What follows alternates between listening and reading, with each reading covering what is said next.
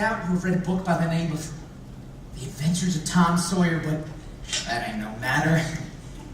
That book was written by Mr. Mark Twain, and he told the truth. Mainly. There were some things he stretched, but mainly he told the truth. And I'm going to tell the truth, as I see it. And the story I'm enacting for you tonight, it's about me and my friend, a runaway slave named Jim, and a long journey we took together. Now, the way the book winds up is this. Me and Tom found the gold that the robbers had hidden in Injun Joe's cave. And it made us rich. Huckleberry! My pap had disappeared. Huckleberry! So the widow, Miss Douglas, and her sister, Miss Watson, took me in for their son and allowed they would civilize me. Huckleberry, where in the world have you been? Oh, staying after school to help the teacher. Not likely. He played hooky and went fishing, if I know a thing or two. Is that true? What in the world am I going to do with you? Lock him in a closet and pray for his soul? Maybe a whipping would do more good. I declare, if you don't do your lessons And read your Bible. you're going to end up as worthless as your father. Oh.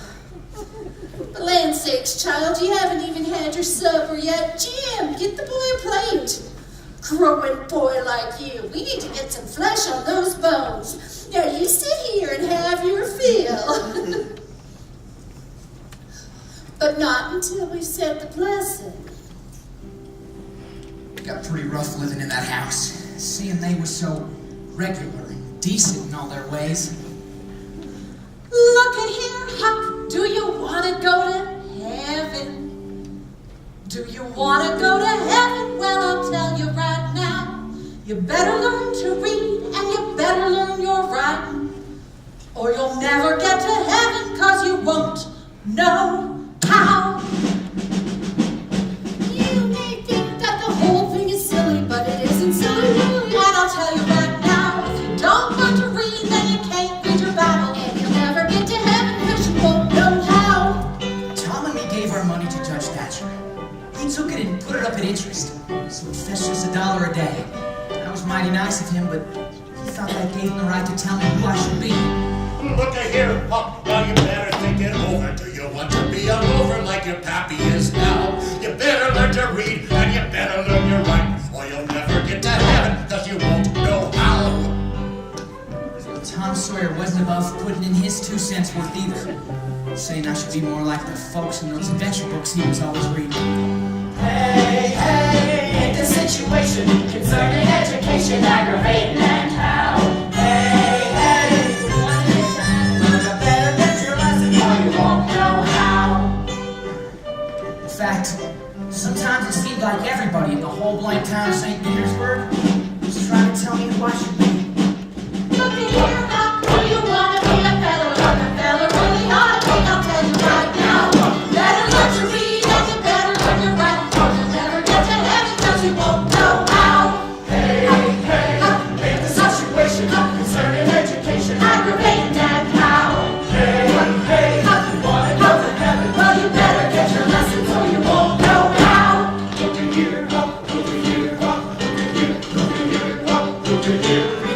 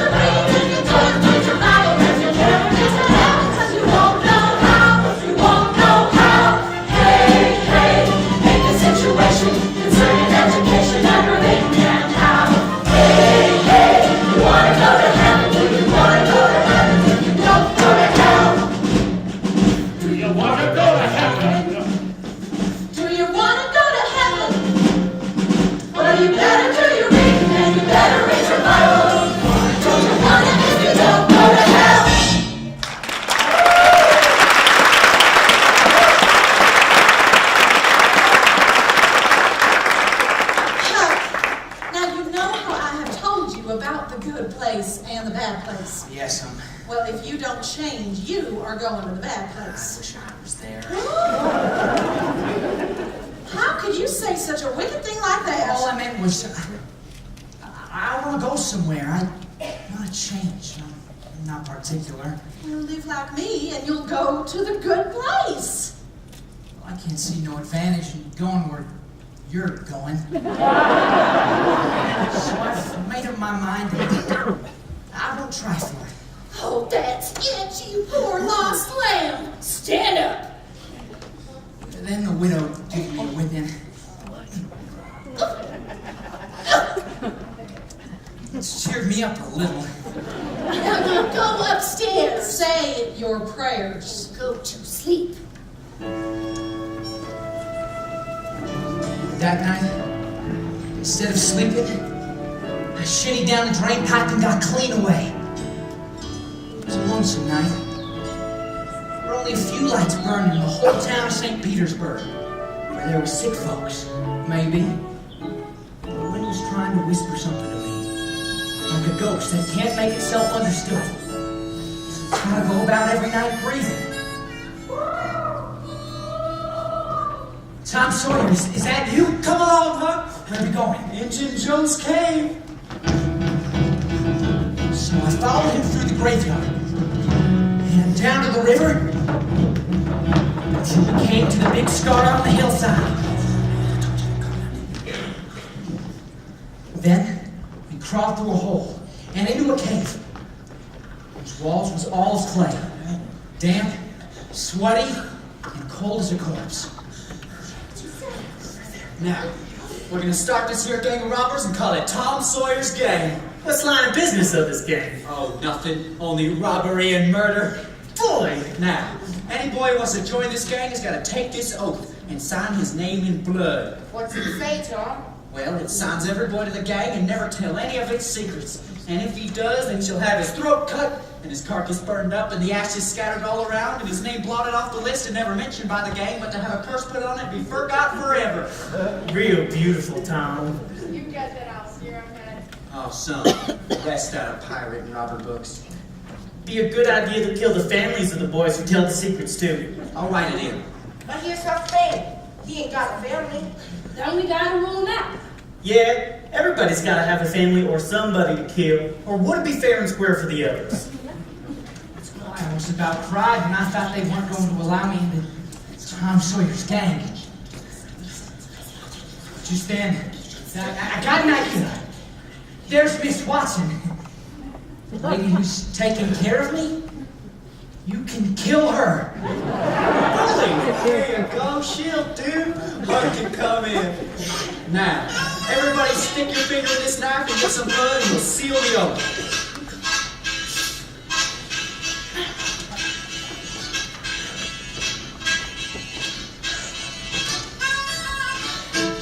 Well, if a bunch of us all stick together, we can all go down as one. We can be highway robbers, we can be killers just out to have fun. And if one of you can't keep a secret, we'll cut your throat if you tell. Then lay it down beneath 6 feet of ground, 'cause we were born to raise hell.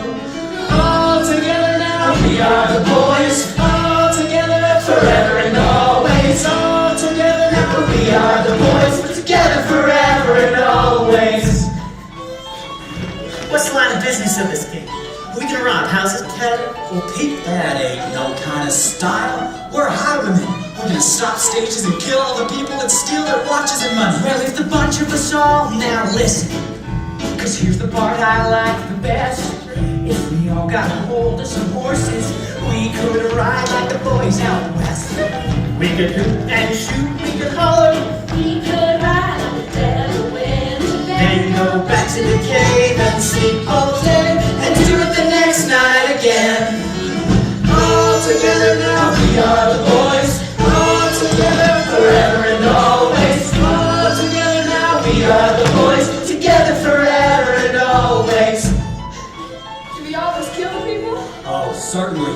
It's best. There's some authorities that would say otherwise, but mostly it's considered best just to kill them. Do we kill the women too? Joe Harper, if I was as ignorant as you, I wouldn't let on. Kill the women? No.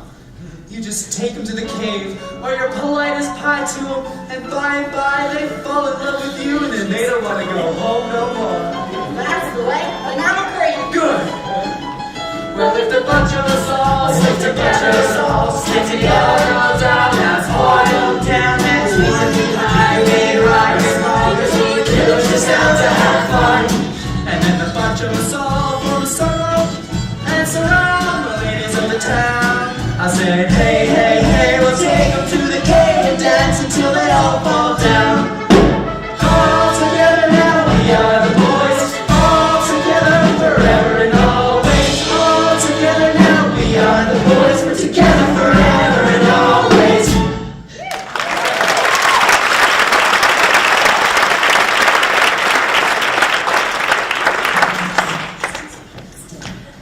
Everybody signed.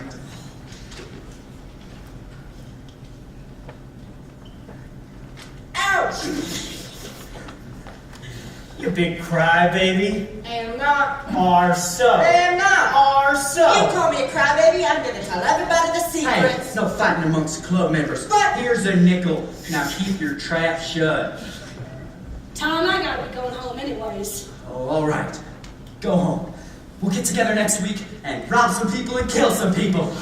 I can only get out on Sundays. Let's begin on Sunday. It'd be wicked to do it on a Sunday. Great big sissy. Am not. Are so. Let's just agree to get together and fix a date as soon as possible. So long, Tom. Seem to know nothing somehow, do they? Perfect sapheads. Oh, how's life with Aunt Polly? Dismal. How's yours with the widow? She won't let me smoke my pipe. Polly won't let me neither. Oh, ain't that just the way with people? To get down on something they don't know nothing about? But it's not the widow. It's Miss Watson who's so blamed tiresome. She says all a body has to do in the good place is go around with a harp all day and sing. So I asked her if Tom Sawyer would be there. What did she say? Not by a considerable sight. Because I was glad about that, Tom, because I want you and me to be together. What are we going to do with all that money? Just think. $6,000 apiece. All gold. Found right here in this cave. What are we going to do with it? Light out for the Western Territories. Thunderation! That's what I've been It's thinking. a capital idea. I'll go with you. You will? Yeah, just as soon as this year of school is out. You don't mean it, Tom, do ya? Sure I do. Come spring, you and me will go steal some horses and live amongst the Indians. Say it's getting late. I'd best be going. See you in school. I know Tom Sawyer didn't mean it. No more than he meant any of that talk about robbing and killing. But if he didn't go with me, who would? I have lived in the darkness for so long. I am waiting for the light to shine. Far beyond horizons I have seen, beyond the things I've been, and the dreams I have dreamed, how the things I've done. In fact, each and every one are the way that I was taught to run. I am waiting for the light to shine. I am waiting for the light to shine. I have lived in the darkness for so long. I am waiting for the light to shine. Then I went back to the widow's, and I went up to my bedroom thinking I'd rather live in a sugar hogshead again, like in the old days, and be free and satisfied. I had a strange feeling that trouble was coming, but I wasn't sure yet when it was going to follow me or what it was going to be. Start your clothes. There sat Pat, his old self, You think you're a good deal of a big bug now, don't you? Maybe I am. Maybe I ain't. You got a bed, a looking glass. Why, there ain't no end to your eggs. You're educated, they say. You can read and write. I do. Think you're better than your father now? Your mother couldn't read. Couldn't write another before she died. None of your family could before they died. I can. Say, let me hear you read. George Washington was the first president of the United States. And so, you can do it. I had my doubts when they told me. You leave that school. You hear me? I'll lay for you, my smarty, and if I catch you near that school, I'll tan your hide. You're rich, they say. How's that? They lie. That's how. I've been in town 3 days, and I ain't heard nothing but about you being rich. Give me that money. I want it. What's all this commotion about? Old Finn, what are you doing here? Hello, Widow Douglas. Miss Watson. I just came to see my boy. You know I love him so. If you love him so, where have you been for the past year? Upriver and down, looking for a place where they don't hold a man's past against him. Then I heard about my son's good fortune. By the way, where's the money? I ain't got it. Honor thy father. I gave it to Judge Thatcher. Judge Thatcher? We'll see about that. Next morning, we went to see Judge Thatcher. Huck had a nominal amount of money transferred to me, and I have put it in a trust. Meanwhile, I pay him the interest, $300 a year. $300 a year? Well, Your Honor, these women done a fine job of raising my boy up. Anybody can see that. But courts mustn't separate families, and so now that I'm back, I want Huck to live with me. All he wants is the interest. You do me wrong. Your Honor, I'm a man who's often been misunderstood. I can believe that. Upriver, I met a man who showed me I'd been a fool, and I'd fooled away my life.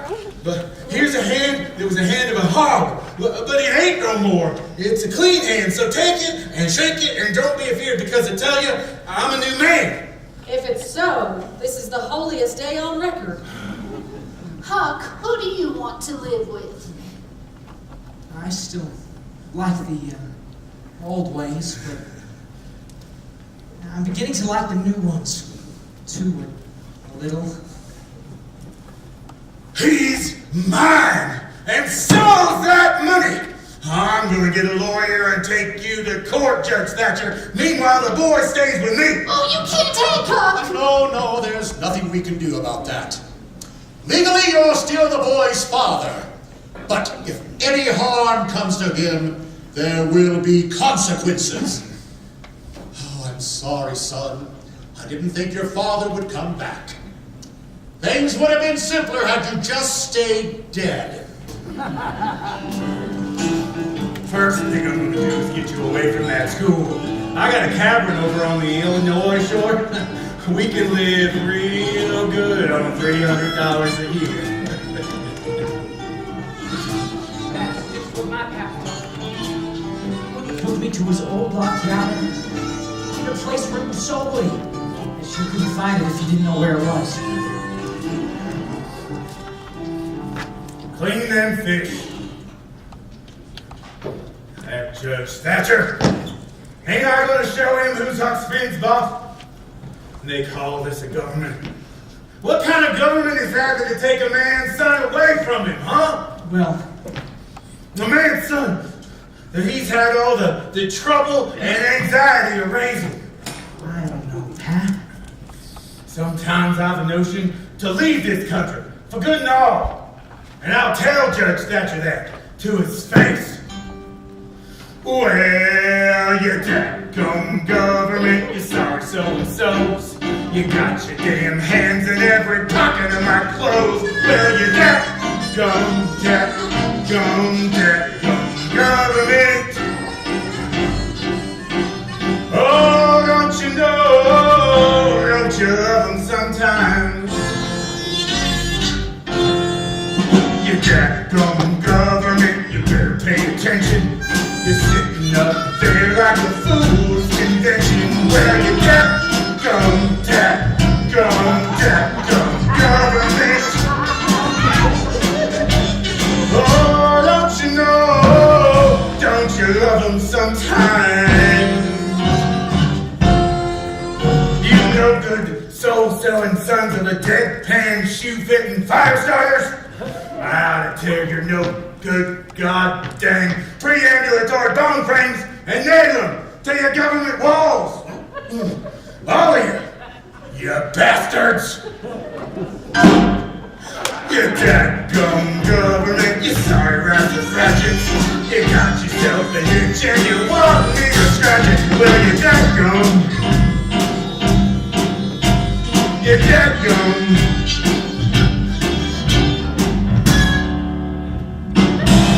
You dadgum. You dadgum government, you sorry sons of bitches. You got your damn hands in every pocket of my britches. Well, you dadgum government. Oh, don't you know, don't you love them sometimes? Whoa, government.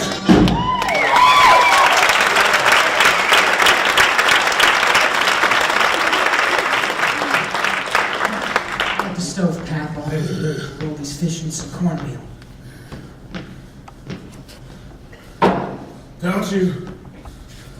Don't you like living out here in the woods with your old Pat?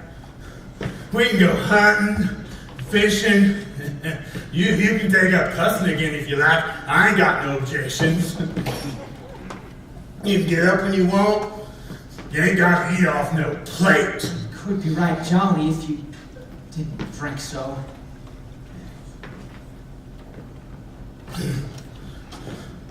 Do me a favor, son. Would you do me a favor? What? Remember your father from a better day. Don't talk that way, Pap. We've had some pretty good times. Take it all around. Just when a man's got his son all raised up, ready to go to work for him and do something for him, give him a rest. That dadgum government's got to come along and take him away from him. Would you hold still when I'm talking to you? Is that how they teach you to act? There ain't no end to your ears, is there? Oh, come on, Pap. I'll help you to your cat. What's that? That's a broken stick. Oh, don't go near it. It's a cottonmouth. It's just a broken stick, Oh, Pap. I'm snake bit. Cottonmouth bit me. No, Pap. You've been bit by that 40 rod whiskey. That's all. There's another one. Get him off. Get him off. Lie still, Pap. No. You're sick. You got the delirium tremens. Oh, Will you lie still while I put this blanket over you? When'd you get so big and strong? I remember when you was just a tadpole. That's when I first thought about running off. But I couldn't leave Pap this way. I went to the window to see if daylight was coming. Won't this night ever end? Angel of death! I'll kill you! And then you won't cover me no more!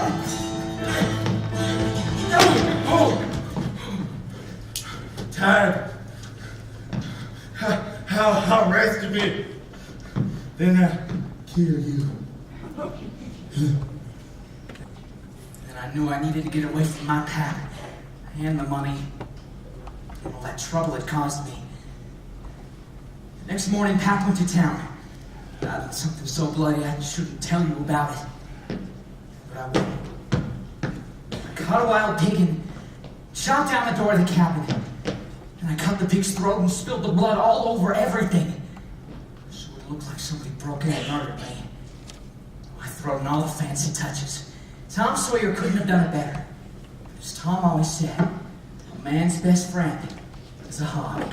Well, I always heard, but I ain't too sure, that a man's best friend is a mangy cur. I kinda favor the hog myself. How about a head for the hog? You say a hog ain't nothing but a porky thing, little forked feet and a nosy ring. I say pickle them feet, folks. How about a head for the hog? If you took an ocean out bet, a good hog will make a hell of a pet. You could teach him to ride and hunt. You could clean him up and let him sit up front. Diddly diddly diddly diddly doo. Then I got some matches, some fish hooks, a spyglass, and crossed over to Jackson's Island and Pat's canoe. In the scheme of things and the way things go, you might get bit by that old Fido, but not the gentle porker friend. How about a hand for the hog? You know, Fellow in a Hog had a comedy act. The fellow was terrible as a matter of fact, but that hog was a funny sucker though. How about a hand for the hog? If you took an ocean, I bet you could teach a hog to smoke a cigarette. Well, it might take a little bit of time, but hell, what's time to a hog? Well, the way I see it, it looks like this. Either you ain't or either you is a true blue lover of the swag, folks. How about a hand for the hog? Diddly diddly diddly diddly diddly diddly diddly. Thank you.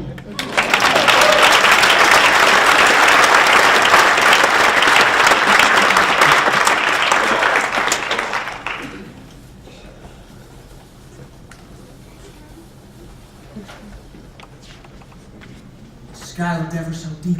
Look up in the moonlight. Everything was dead quiet. And it looked like, it smelled like, you know what I mean, just me, the drift logs, the moon. When I got to Jackson's Island, I was tired and sort of lonesome. There ain't no better way of putting time when you're lonesome than sleep.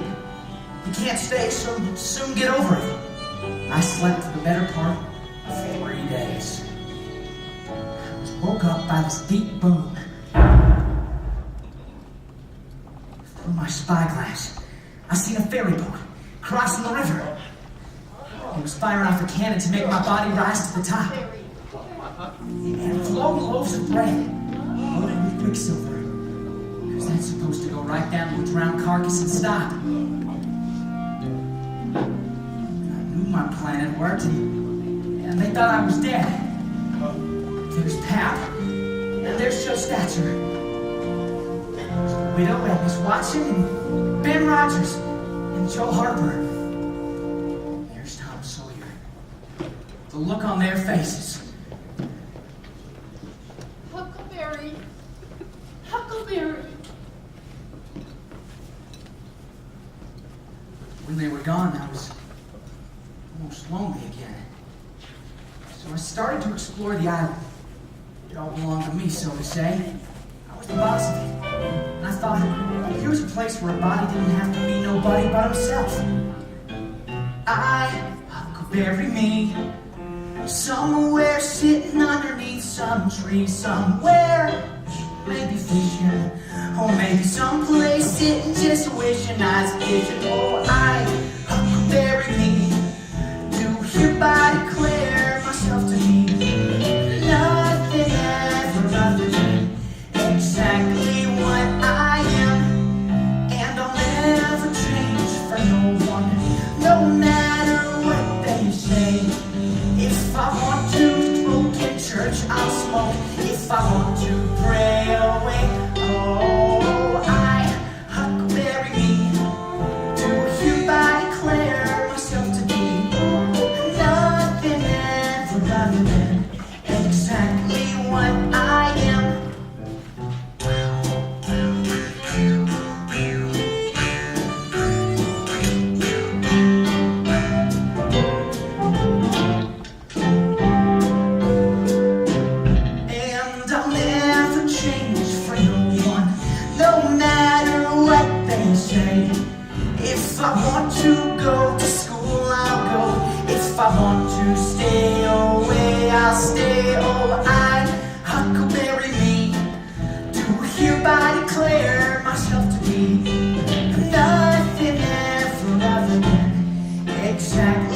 what I am. Nothing ever other than exactly what I am.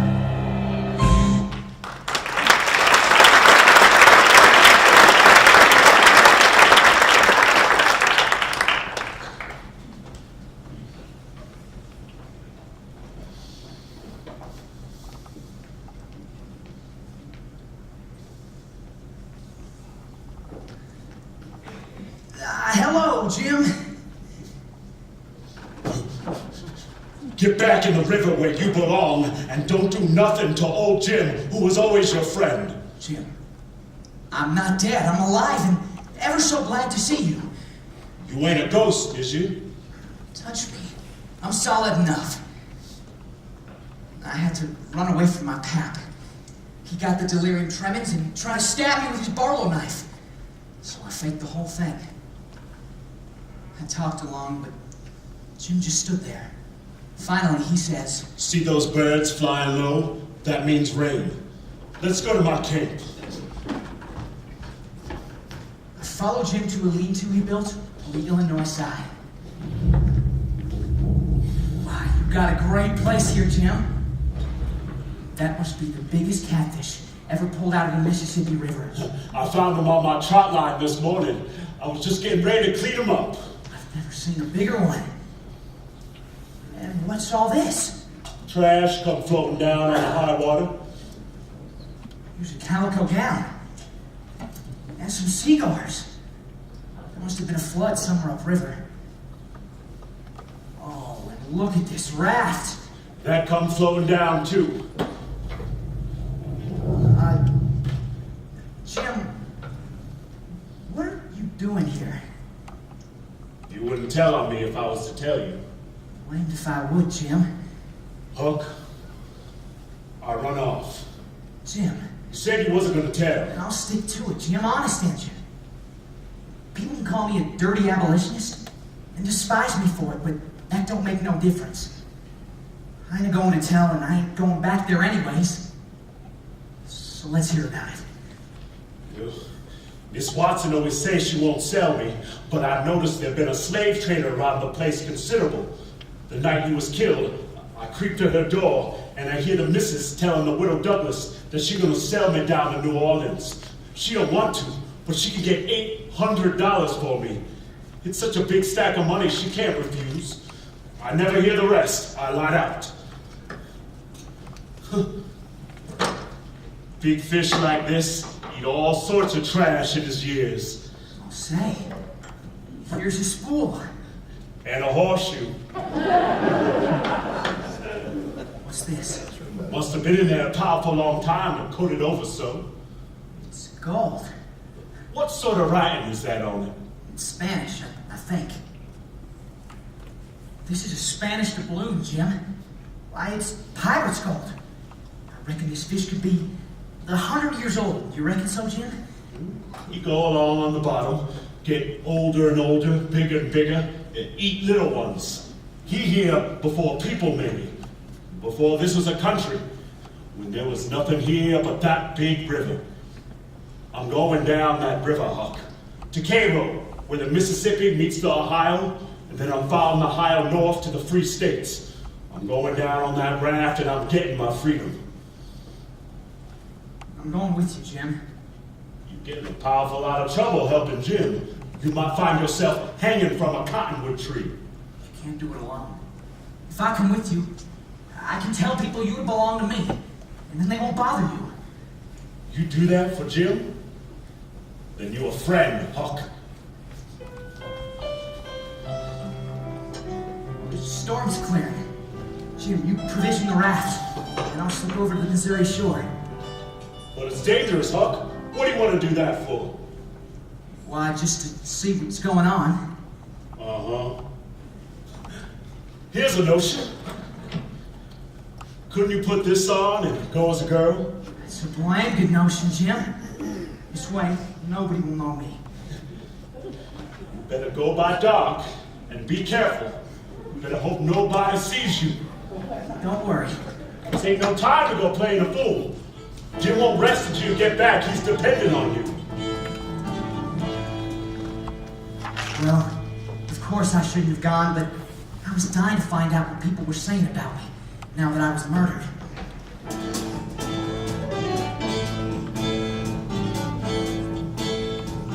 When I got to the Missouri shore, I saw the light in the window of a shanty. Peeping through, I seen there was only a woman. So I knocked on the door and made up my mind I wouldn't forget I was a girl.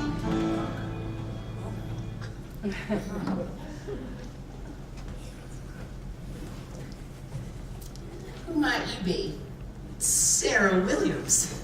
What are you doing out so late, child? Looking for my uncle, Admiral Williams. I'm not from these parts. Do you know him? No. But go in, rest a spell. Thank you, ma'am.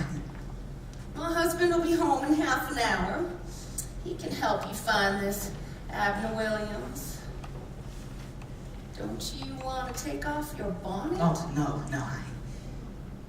So, have you heard about the murder of this boy, Huck Finn? Indeed I have. If they done it.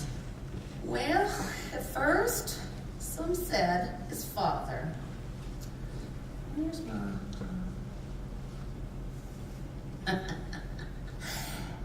Thread this needle for me, would you? What did you say your name was, honey? Sarah Mary Williams. I thought you said it was Sarah Williams when you first come in. I did, ma'am. Sarah Mary Williams. That's the way of it.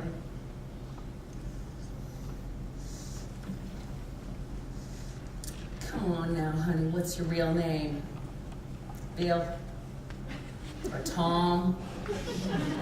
Or Bob? Please don't poke fun at a poor girl like I me. know your secret. Well, You are a runaway apprentice, aren't you? all right.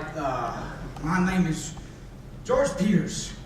The law bonded me to this mean old farmer out in the country. My parents died. Well, try to remember it, George. And don't forget, and go telling me it's Alexander. Oh, blessed child. I won't tell on you. You're safe with me. Just be thankful you're not that runaway slave, Jim. The one folks are saying murdered Huck Finn. Jim? So they think, and we'll soon find out. This morning, I seen some smoke rising over yonder, what they call Jackson's Island, where nobody ever goes. I says to myself, like as not, that slave's hiding over there. There's a big reward. My husband and another man went to get a gun and borrow a boat. And they'll be going over there at midnight. I gotta go myself, ma'am. There's folks in Goshen that'll take care of me. Oh, go then. You ain't any sort of a girl, but I reckon you might fool men. Only when you thread a needle, hold the needle still and poke the thread at it. That's what a girl does. And don't forget your name. Sarah Mary Williams, George Alexander Peters. I shoved back to the island in a hurry. Jim was laid out sound asleep when I got there. Get up and hump yourself, Jim. They're after us and we ain't got a minute to lose. I didn't get all the provisions aboard. Oh, forget that. Just shove her out and I'll lay into that tall, Jim. Look out for me, oh mighty water. Your mysteries are deep and wide, and I've got a need for going someplace. I've got a need to climb up on your back and ride. You can look out for me when you see me coming. I may be running, I don't know. I may be tired or running fever, but I'll be heading south to the mouth of the Ohio. So look out for me, oh mighty water. Your mysteries are deep and wide, and I've got a need for going someplace, and I've got a need to climb up on your back and ride. Well, broken down to the pain and sorrow of no tomorrow's coming in. But I put my pole to the river bottom, and I've got to hide someplace to find myself again. So look out for me, oh muddy water. Your mysteries are deep and wide, and I've got a need for going someplace, and I've got a need to climb up on your back and ride. Look out for me, oh muddy water. Your mysteries are deep and wide, and I've got a need, oh going someplace. I've got a need to climb up on your back and ride. Look out for me, oh muddy water. Your mysteries are deep and wide, and I've got a need for going someplace, and I've got a need to climb up on your back and ride.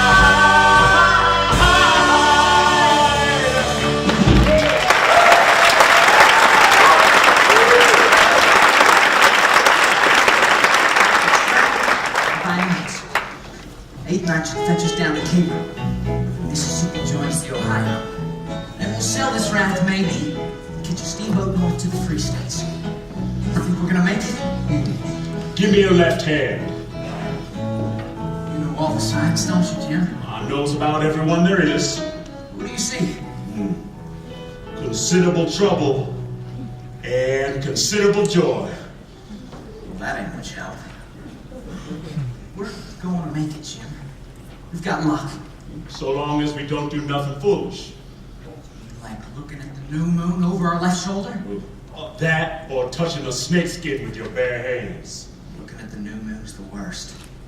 Old Hank Bunker did it and bragged about it. Now 2 years later, he got drunk and fell off the water tower. Spread himself out so he was just a kind of layer, as you may say. They had to slide him between doors for a coffin. Look sharp. There's something up ahead. The river was still in a flood. All sorts of things come floating on down it. Look, Jim, there's a house, all tilted over like, and a steamboat killed herself on a rock. And a dead body. He's drowned. I reckon he's only been dead a couple of hours. I've never seen a dead body before. No, Huck! Don't look at his face. Let him go on his way. It's too ghastly. What's wrong with you, Jim? Don't talk no more about it. Why wouldn't you let me look at him? You want him to come back and haunt us? A dead man who's not buried is more likely to come a haunting than one that's planted and comfortable. That sounded pretty reasonable, so I didn't say no more. Here's daylight. When the sun rose, we tied up the raft and nobody could see it, slept. Later, I told Jim stories about the great kings of the world. I never know there were so many kings. Onlyest one I ever heard of was King Solomon, unless you count the kings on a deck of cards. Ain't no kings in America, is there, Huck? Some say King Louis, the 14th of France, had a little boy, the Dolphin. Came over here to America when his pa got his head chopped off. But if there ain't no other kings, he'd be lonely. What would he do? He couldn't get no situation. Join the police force, maybe, or teach people how to speak French. Why don't French people speak the way we do? You couldn't understand a word of it, Jim. Suppose someone was to come up to you and say, "Parlez-vous français?" What would you think? I wouldn't think nothing. I'd take and bust him in the head. That is, if he weren't white. It ain't calling you nothing, Jim. He's just asking, do you know how to speak French? Then why don't he just say it? He is saying it. That's the French way of saying it. Well, it's a blame ridiculous way of saying it, and I don't want to hear no more about it. Give up, Jim. It's impossible to learn you anything. How much do a king get, Huck? Everything belongs to him. He can get anything he wants. $1,000 a day? Whew. Ain't that gay. And what he gotta do to get it? Nothing. Nothing. Nothing. You mean he just lays around like we're doing? Except when things is dull. And he fusses with the Parliament. And if everybody doesn't go just so, he chops their head off. Then I reckon we're just as well off as kings. Except we ain't rich. I got more money now than I ever did. I owns myself and I'm worth $800. Come on, let's fix us something to eat. Then we'd have some catfish and cornbread. And sometimes, I lifted a chicken from a farmer and took her along too. Cap always said, take a chicken when you get the chance. Because if you don't want it, you can easily find someone that does. And a good deed ain't never forgot. I never seen Pap when he didn't want the chicken himself, but that's what he used to say anyway. When it got dark, we shoved off. Light that lantern, Huck. We don't want to get run down.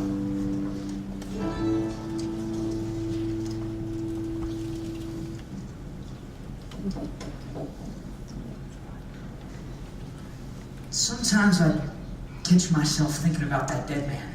Forget it, Huck. It'll bring bad luck. I couldn't help myself from studying over him, wondering who he was. Look yonder. The fifth night, we floated past St. Louis. What a wonderful spread of lights. They say there's 20 or 30,000 people living in St. Louis, but I never believed it until now. Lord, it looks like the whole world lit up. Not a sound. Everybody must be asleep. 3 more nights should fetch us to Cairo. Crossing to the other side. What's that noise, Jim? Slaves who tried to run off like me, but they got caught. Now they're crossing back. How did you figure that? I hears it in their singing.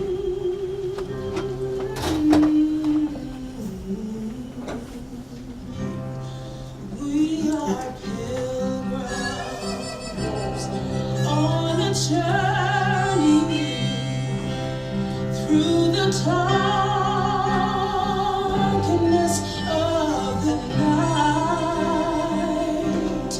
We are bound for other places,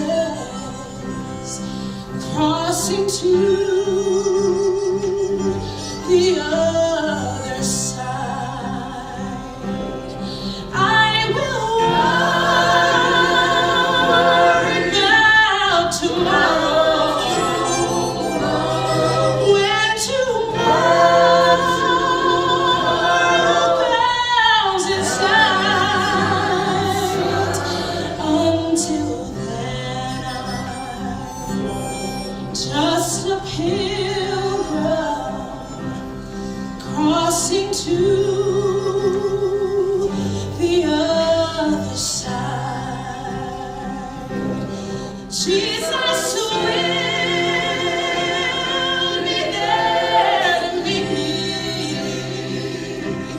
He will reach his hand in mine. I will be a stranger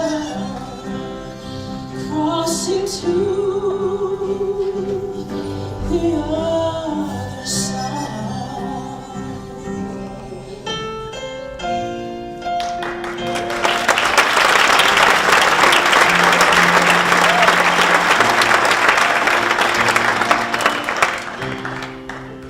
What are you gonna do with your freedom, Jim?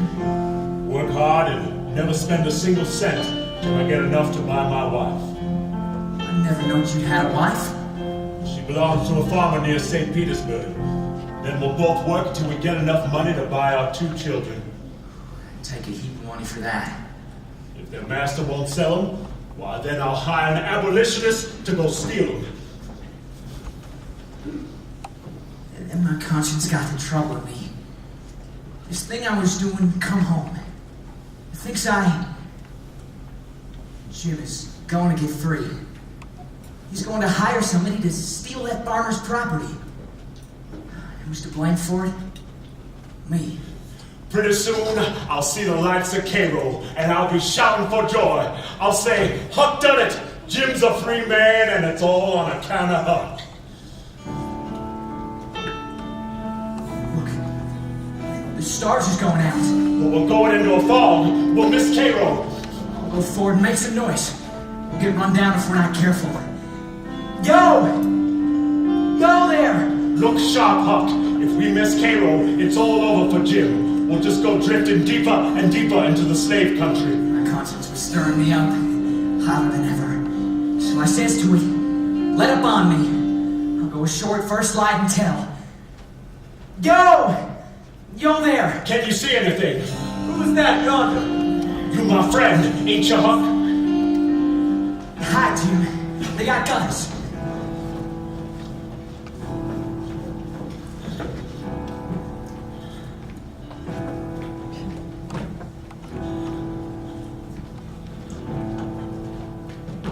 What's your name, boy? Sid Jackson. Any men on this raft, boy? One, sir. 5 niggas just run up over around the bend. Is your man white or black? He's white. I reckon we'll come on board and see for ourselves. Oh, I wish you would, sir, because it's my pa. And he's real sick, and everybody goes away when I ask him to help me tow this raft ashore, and I can't do it myself. Well, that's infernal mean. I got 2.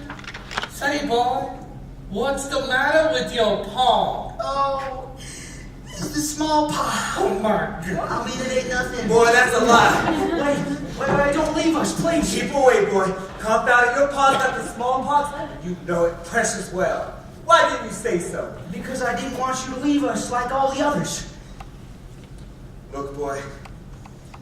Here's a $20 gold piece. I feel mighty mean to leave you, but in my kingdom, it won't do to fool with the smallpox. Here's $20 for me, too. Good luck, Sid.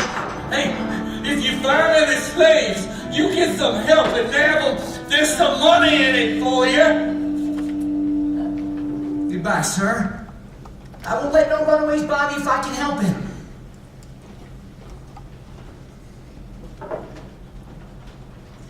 But I knew I'd done wrong. And I thinks, hold on. Suppose I'd done right and give Jim up.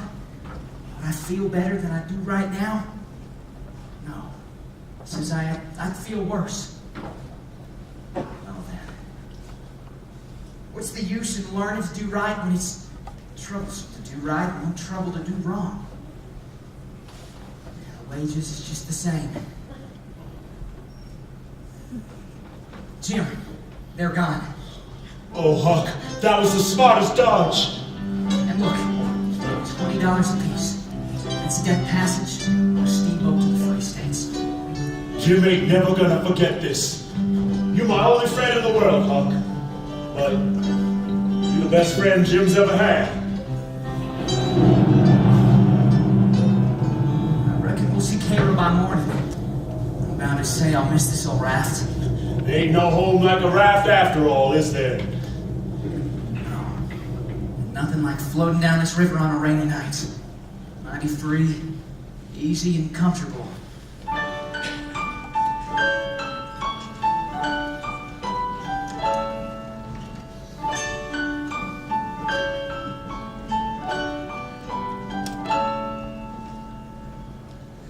River in the rain. Sometimes at night you look like a long white train. Winding your way somewhere. River, I love you, don't you care? And if you're on the run,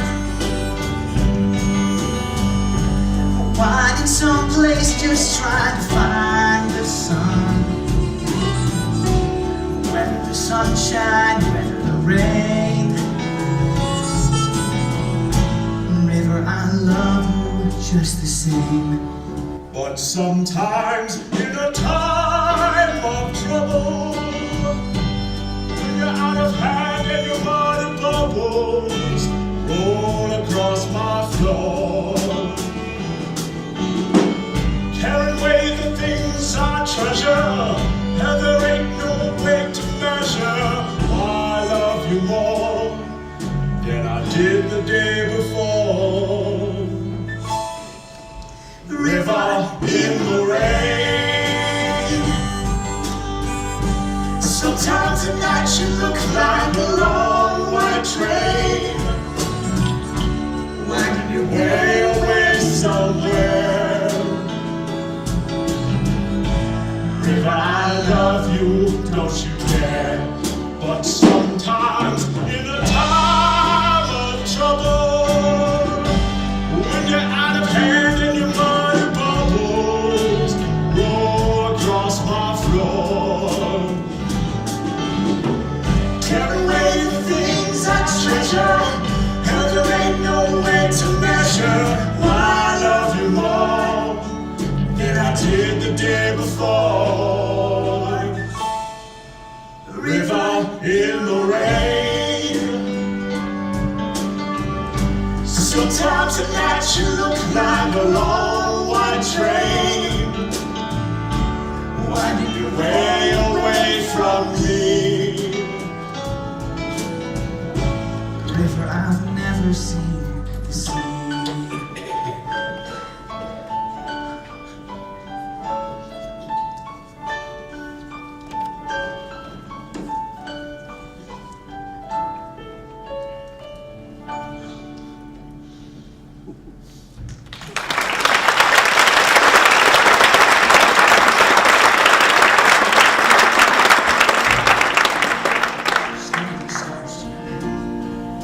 They was made or it just happened.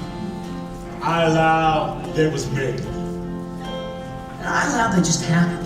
But it took so long to make so many. But I allow the moon could have laid them. I reckon so. I've seen a frog lay almost as many, so I guess it can be done. But one just fell. What do you think it means? I allow it got spoiled and shoved out of the nest. These cigars is prime. They sure is. It's lovely living on a raft. Hey, come on! This way! Come on! Oh, there's a raft. Oh, there. Can you take us on board? We ain't got any room. You gotta help us. We're in danger of our lives. Those dogs are after us. What have you done? Nothing, I tell you. It's all a misunderstanding. But we don't have time to explain. All right, come aboard.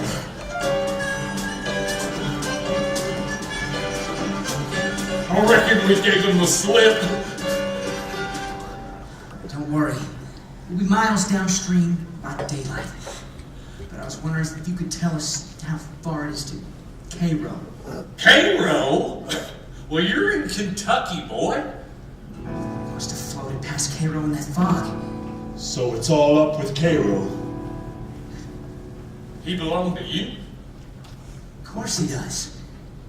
You're kind of young going a slave, ain't you? He ain't a runaway, is he? For goodness sakes.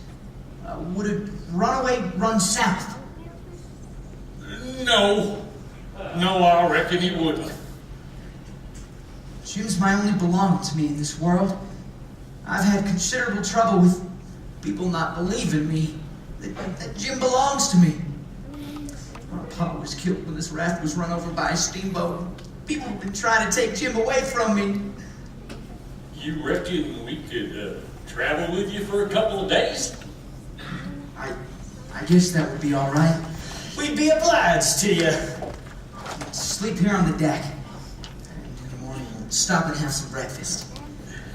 Are we supposed to sleep on these rough planks? I could catch my death of pneumonia. Beats the jail cell we just busted out of. What's your usual line of business? Theater actor. tragedy, you know. I also sell an article to take the tartar off the teeth, and it does take it off too, and generally the enamel along with it. What about you? Preaching's my specialty, and I do a considerable in the doctoring ways, also laying on of hands for cancer and paralysis and the such like. Most anything as long as it ain't work. Hey, what say we go it together for a while? I'm not indisposed. I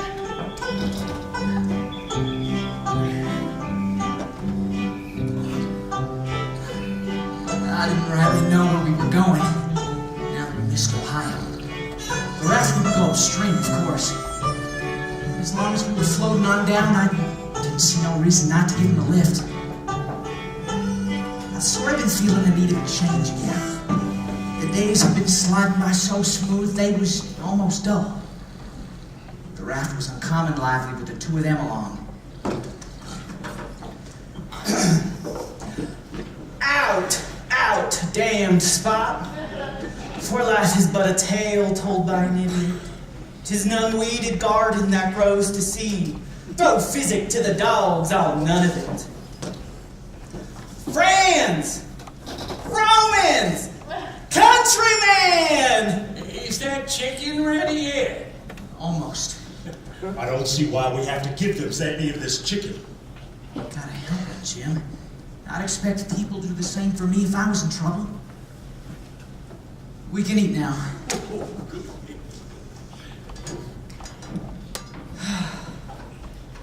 Ain't you gonna join us? Alas, What are you a-lassing about? to think that I should have lived to be leading such a life, be degraded down to such company. What's the matter with this company? It's as good as I deserve. For who fetched me so low when I was high? Myself. One thing I know, there's a grave somewhere for me. One day I'll lay down in it. My poor, broken heart will be at rest. What are you heaving your busted heart at us for? We ain't done nothing. I'm not blaming you, gentlemen. I brought myself down. Brought yourself down from what? You would not believe me. The world never believes the secret of my birth. But let it pass, 'tis no matter. All right, we'll let her pass. No, I want to hear about it. What's the secret of your birth? By rights, I am a duke. Duke. No, you don't mean it. Yes, my grandfather, eldest son of the Duke of Bridgewater, fled to this country to breathe the pure air of freedom before he died. He left 2 sons. The older robbed the younger of his title. I am his descendant, the rightful Duke of Bridgewater. So here am I, torn from my high estate, ragged and heartbroken, and degraded down to the companionship of felons on a raft. Can you believe it, Jim? We got a real Duke right here. It's wonderful, mighty wonderful. Oh, now, don't you cry, you're... What should we call you? Well, you might call me your grace or my lord or your lordship, but I wouldn't mind if you called me just plain Bridgewater. Sure, we can do that. And one of you ought to wait on me at dinner.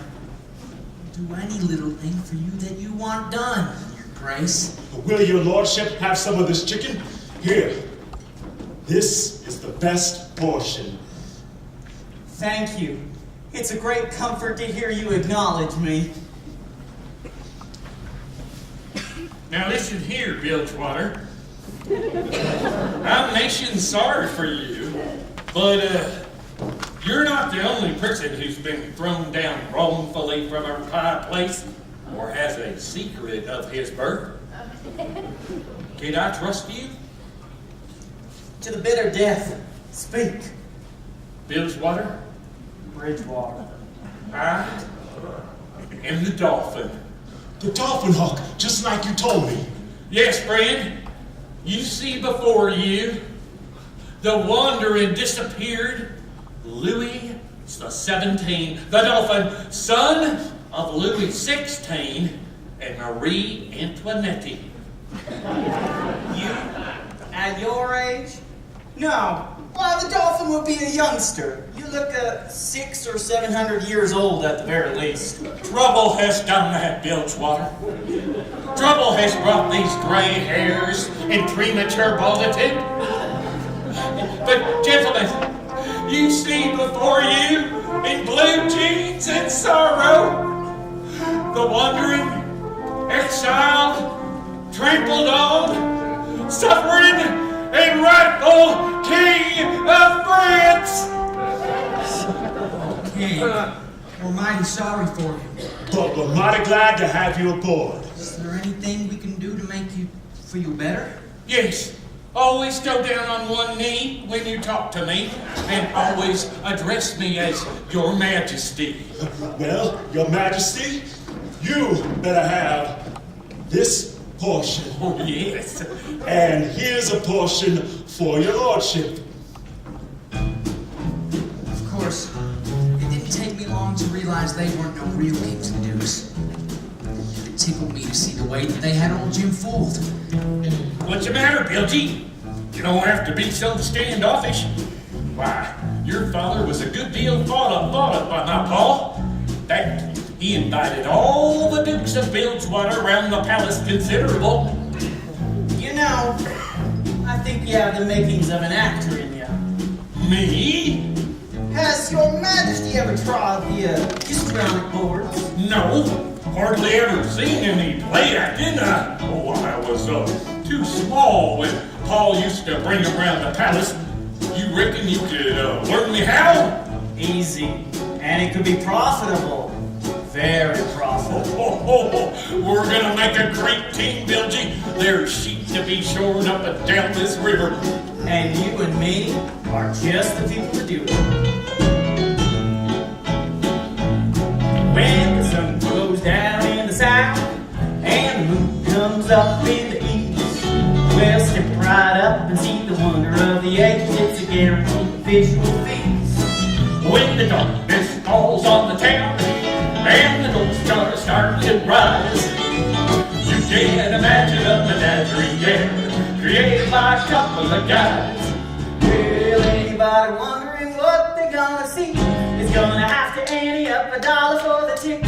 Anybody wondering what's going on Is gonna find out when they chase them through the ticket. When the darkness falls on the town and the moon comes up in the east, you can't imagine a menagerie there created by a couple of guys. I'm used to playing Romeo, so you can be Juliet. But Juliet's a young gal, ain't she? I'm gonna look uncommon odd with these whiskers involved playing, ain't I? These country jakes won't ever think of that. Besides, you'll be in costume, you know, and that makes all the difference in the world. Now, Juliet's in a balcony, enjoying the moonlight before she goes to bed. Repeat after me. Romeo, Romeo, wherefore art thou? Romeo, Romeo, wherefore art thou? No. Juliet's a mere child of a girl. She doesn't bray like a jackass. When the sun goes down in the south and the hayseed stands in line, we'll step right up to the two-boat bar and do our thing on the clothesline. When the darkness falls on the town and the north stars start to rise, you can't imagine a menagerie there created by a couple of guys. You know, Bilty, this ain't no bad thing. We got transportation, grub, and the boy from Flathead who could come in useful. So we could. And if nothing else, we can always sell the nigger. Come along, boy! Huh, come along! When the sun goes down in the south, Down and the sound comes up in the east, comes up with let's right up to the right up to the visual feast. When the darkness falls on the town and the moon stars start to rise, you can imagine a menagerie and created by a couple of guys. Anybody wondering what they're gonna see? He's gonna have to ante up the dollar for a ticket. Anybody wondering what's going on? He's gonna find out when they chase the through the thick and when the darkness falls on the town and the moon stars start to rise. You can't imagine a menagerie yeah, created by a couple of guys. When the sun goes down in the south, and the moon comes up in the east, step right out and see the wonder of the universe. Visual feast. When the darkness falls on the town and the sun starts to rise, you can't imagine a menagerie created by a couple of guys. You can't imagine a menagerie created by a couple of guys.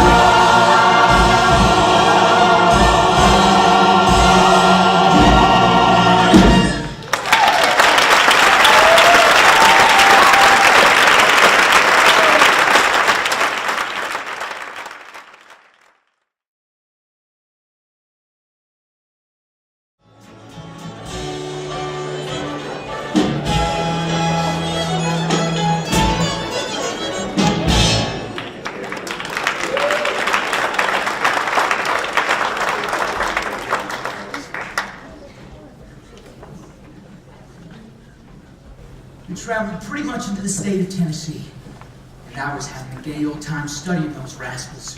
When they weren't rehearsing Shakespeare, the King showed me how to do card tricks. The Duke lectured me on the science of phrenology. They had as many schemes as a possum does ticks. And I was having a lot, and I was learning a lot from their monkey shots. Et là! Et là! Et là! 1, 2, 3, 4, 5, 6. 1, 2, 3. No, no, no, no, no. Romeo, Romeo, wherefore art thou? Enough. This is hopeless. Don't get her yet, Bilgy. I'm gonna knock the spots out of the any acting you ever seen. No. What we shall perform is a different type of drama altogether. We ain't gonna do Shakespeare. These country jakes aren't up to your Juliet. They want comedy. Low comedy. Maybe something worse than low comedy. And I have just the role for you. Do you? You secure the effort. Okay. You, boy, come with me and see that you follow every move I make.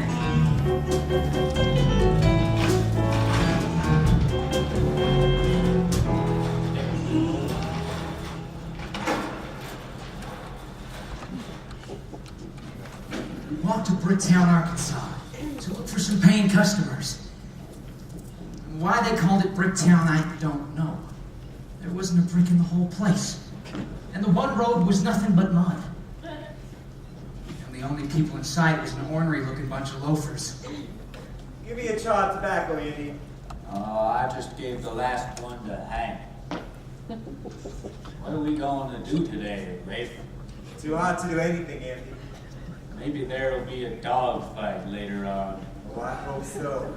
Ain't nothing to wake me up and feel happy all over than a good dog fight.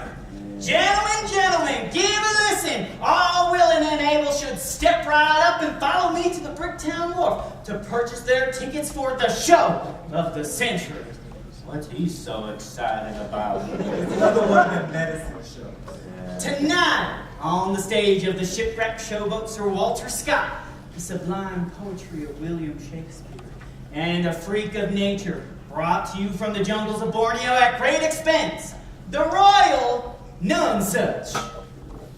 Royal Nonesuch? What's a royal nonesuch? How shall I describe it? It is neither a son of Adam nor a daughter of Eve, but partakes of the characteristics of both. She's She's got one good breast in the middle of her chest and an eye in the middle of her nose. So says I, if you look her in the eye, then you're better off looking up her nose. Whoever you are, wherever you've been, you've come this far, you can come right in to see the nonsuch. Nonsense! I get up early, I stay up late, I've seen it before, but I still can't wait to see the nonsuch. Nonsuch. Nonsense! She's got one big breast in the middle of her chest and an eye in the middle of her nose. So says I, if you look her in the eye, then you're better off looking up her nose. How much? Only 50 cents, the 1/2 part of $1. Servants, 10 cents. Because the nonsuch will be exhibited in a state of nature, no ladies will be permitted. But the education of no man or boy is complete until he has witnessed this shocking spectacle. No ladies permitted? Why, that sounds plumb disgusting. Well, what are we waiting for? Believe you me, it's the best of the best. I know what I'm saying, 'cause I've seen the rest of the nonsuch. It'll strike you blind with a heaving aside, but come up close enough to risk one eye at the nonsuch. Hound dog ears that hang down here and lips like a little rose. So says I, if you look her in the eye, then you're better off looking up her nose. She's got hound dog ears that hang down here and lips like a butter rose. So says I, if you look her in the eye, then you're better off looking up her nose. Only 50 cents, the 1/2 part of $1. Servants, 10 cents. I've been to Knox and New Orleans, but this beats anything I've ever seen in the nonsuch. Honey, and I see your face, but come on in and take your place at the nonsuch. It ain't no woman and it ain't no man and don't wear very many clothes. So says I, if you look her in the eye, then you're better off looking up her nose. Well, it ain't no woman and it ain't no man. And you don't wear very many clothes. You don't wear very many clothes. You don't wear very many clothes. So says I, if you look her in the eye, then you're better off looking at your one big breast in the middle of her chest and an eye in the middle of her nose.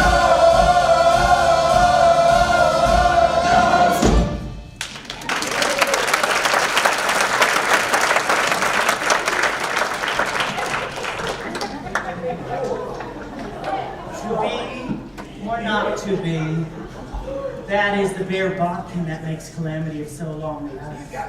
For who would Fardell's bear till burning wood do come to Dunsinane, but that the fear of something after death murders the innocent sleep, and makes us rather sling the arrows of outrageous fortune than fly to others that we know not of. There's the respect must give us pause. Wait, knocking with thy knocking, I would thou couldst.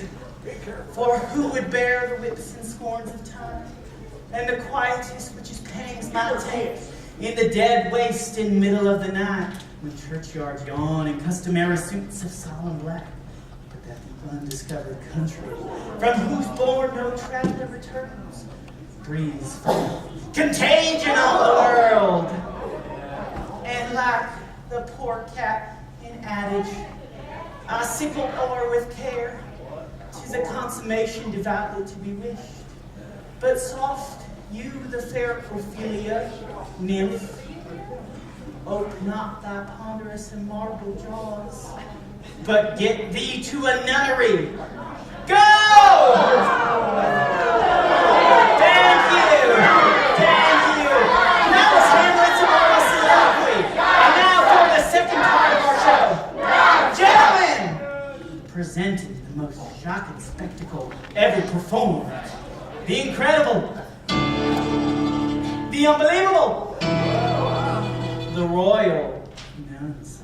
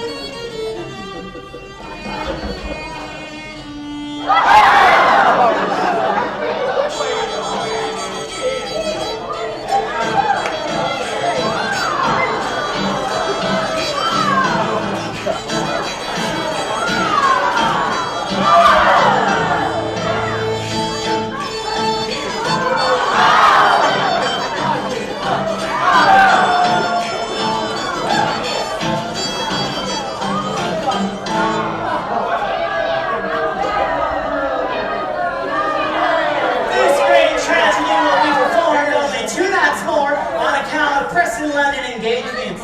The seats have already been sold for Inquiry Lane. Hold on. That's all there is to it. If we have succeeded in pleasing and instructing you, we'll hope you'll mention the show to your friends.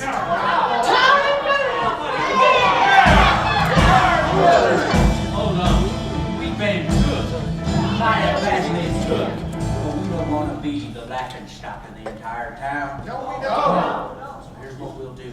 We'll talk up this here show and sell the rest of the town on it. That way we'll all be in the same boat. Doesn't that sound sensible? Okay, Andy's right. Now let's go home and invite everybody else to see the tragedy tomorrow night.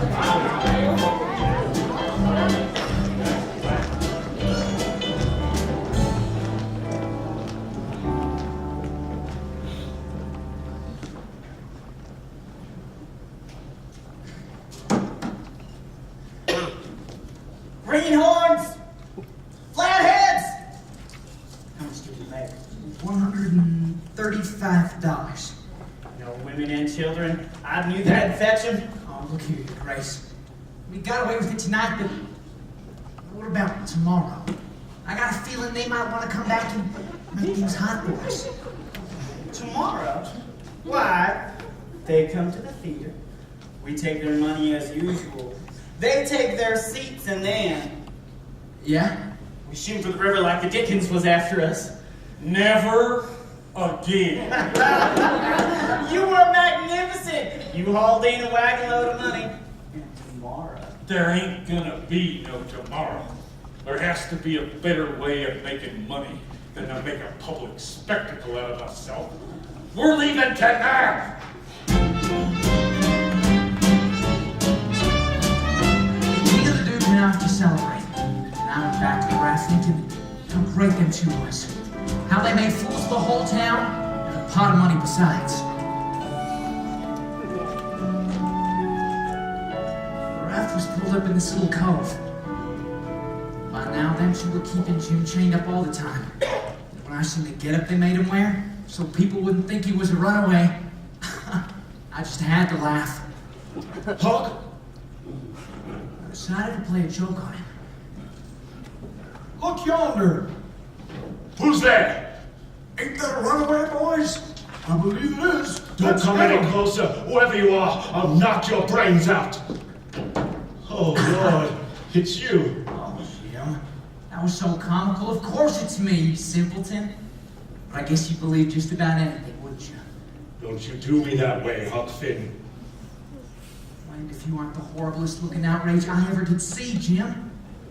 You look like a man that's been drowned 9 days. I was so happy to see you. I could have got down on my knees and kissed your foot, and all you was thinking about was making a fool of Jim. Well, go on. Get your face out of my sight. Now, Jim, don't be talking trash. You're the one who's trash. Trash is people who put dirt on the heads of their friends and make them feel ashamed. All right, you just sit there. It was almost 15 minutes before I could work myself up to go and humble myself before a slave. But I done it. And I were never sorry for it either.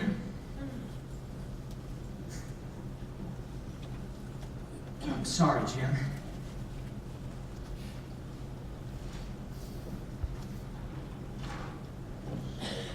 You just come here, Huck. We's all right now. But Huck, I reckon these ain't no real kings after all. No, I reckon they're low-down frauds and humbugs. We gotta go along with them for your sake. Can't we just be shut of them so things can be like they was before? I know you'll think of something. Huck, you're the only white man who's ever kept his word to Jim.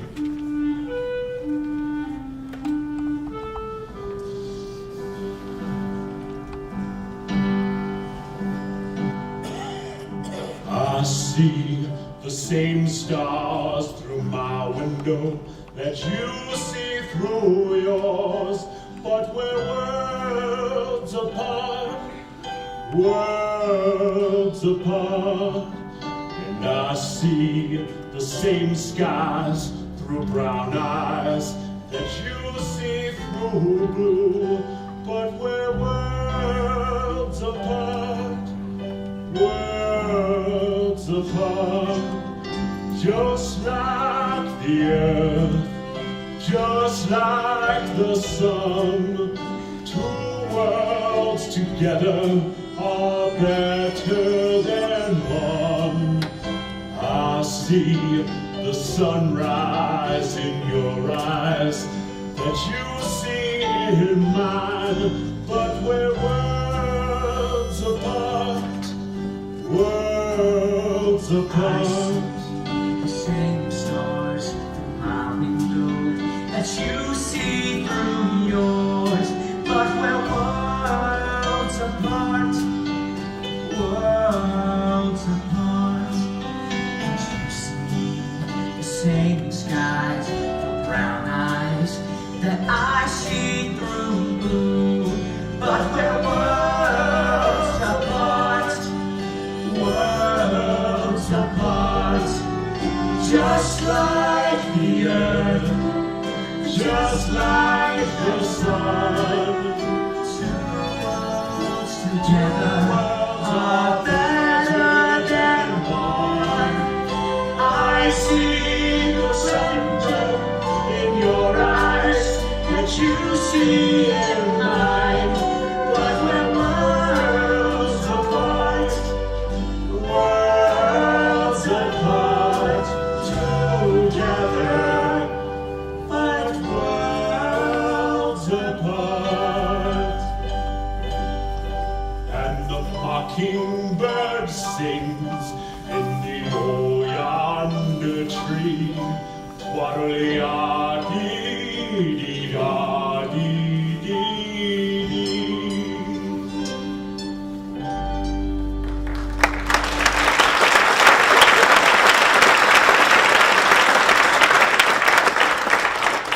It's hard.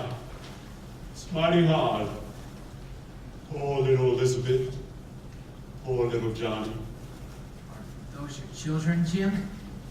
Those are my children. I expect I won't see them no more. It's funny, I could hardly sleep now for thinking of them. Last night, I heard a door slam way over on the other shore, and it reminded me of when my Elizabeth was 4 years old and just got over a rough spell of scarlet fever. One day, I says to her, "Shut the door." And she just stands there, kind of smiling at me. So I says again, might loud, "Do you hear me? Shut the door." But she done me the same way. I was a-boiling, so I says, "I lay I make you mine," and I fetch her a slap upside the head. I'll go to the other room, and when I come back 10 minutes later, she's still standing there, tears streaming down her face. Before I can hit her again, long come the wind and slam the door to, blam. And, Lord God, that child never moved. My breath hopped right out of me. Oh, I burst out crying and I grabbed her. Lord God Almighty, forgive Jim, because he's never gonna forgive himself as long as he lives. See, that fever left her deaf and dumb, Hawk. Plumb deaf and dumb. And I've been treating her so.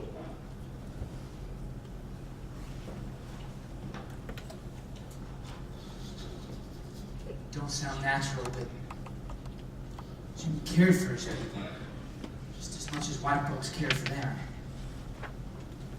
Good morning to you, my boy. Duke, why do we gotta keep Jim trained up all the time? There's nobody around to see him. No, my boy. Chains are the correct things at all times. And we must preserve the unities, as they say on the boards. King, I reckon Jim and me will be on our way now. I reckon you won't. Why, Duke and I was just about to make you a partner. We think you have possibilities. I don't want to be a part of any of your schemes. Listen now, that ain't your slave. You stole it, that's for certain. Now, and if you think somebody's going to believe a scoundrel boy like you over two fine gentlemen like ourselves? You got another fake coming. Now, enough of that high-toned talk, and tell me, what's that town over there? Hillsborough. Oh, well, let's drop in on Hillsborough and see if we can get some project going on. Now that we got these fine store-bought duds, people will think we're rich men and we won't have to do the nonsense no more. Now, Adolphus, that's you. Yes, Your Majesty. Come along, you're my valet now. Arkansas, Arkansas, I just love old Arkansas, and I love my mom, I love my pa, but I just love old Arkansas. Well, I ain't never traveled much, but someday when the money's such, I'd like to see the world and all, and take a run through Arkansas. So we walked to the town of Hillsborough, where we met a young fellow waiting for the steamboat. He told them everything they needed to know. I'd like to get my picture took and put it in my memory book, and someday hang it on the wall to say that I've seen Arkansas. Arkansas, Arkansas, I just love old Arkansas, and I love my mom, and I love my pa, But I just love old Arkansas. Could you be the Reverend Harper Wilkes? I could be. Well, I'm sorry to say, Reverend, but you ain't come in time. Your brother Peter died last night. Oh, no! And to think, you came all the way from Sheffield, England, and you ain't seen your brother since you were 6 years old. It's so sad. It's so sad. But alas, we must all go sometime now, mustn't we? Yes, sir, that's what my mother used to tell me. You better be heading over to your brother's house. He left a note with your niece, Mary Jane, saying how he wanted all his property divided up. Did he now? Aren't you a clever young lad? But I'll bet you don't know who this is, do you? Well, certainly, it's your poor afflicted brother William, who's deaf and dumb. Good day, Reverend. I'm off to visit my uncle in Rio de Janeiro. Good day to you, my lad, and God's blessing upon you. Catch that milk water? I did. Oh, we're gonna give him the best performance we've ever given. We're gonna take these flatheads for all they're worth. Being brothers to a rich dead man sounds like just the line for us. Come along, Adolphus. Grandpa, he was always good. I'd play horsey on his foot, and he'd tell me when I could talk. We both go see Arkansas. Arkansas, Arkansas, I just love old Arkansas, and I love my mom, I love my pa, but I just love old Arkansas. I just love old Arkansas. Arkansas, Arkansas, I just love old Arkansas. Love my mom, I love my pa, but I just love old Arkansas. Understand it's moving and love for me. Doubtless we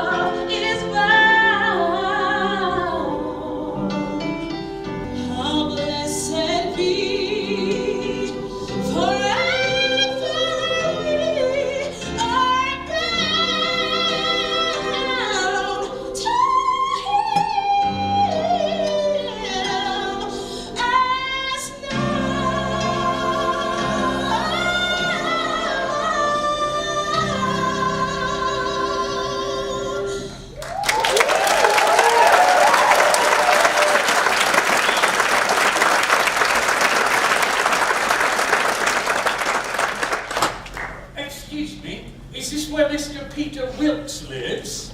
This is where he did live. He's over there on us. He went to glory yesterday afternoon. Alas, my poor brother, gone, and I never had a chance to see him. Oh, it's too hard. You must be my Uncle Harvey. Yes, I'm Bobby. And this is William.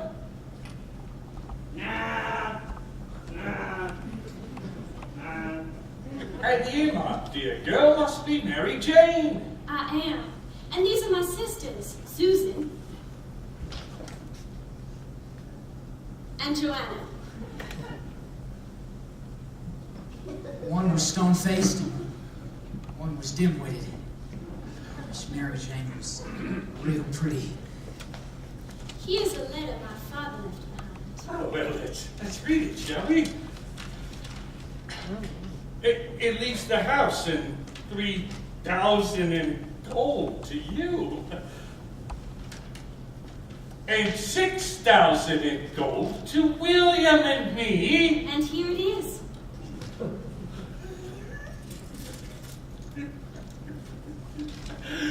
Let us pray. Our brother who lays yonder has done quite generously for those of us left behind in this vale of sorrow. He would have been much more generous towards his daughters if he hadn't been worried about hurting William and me.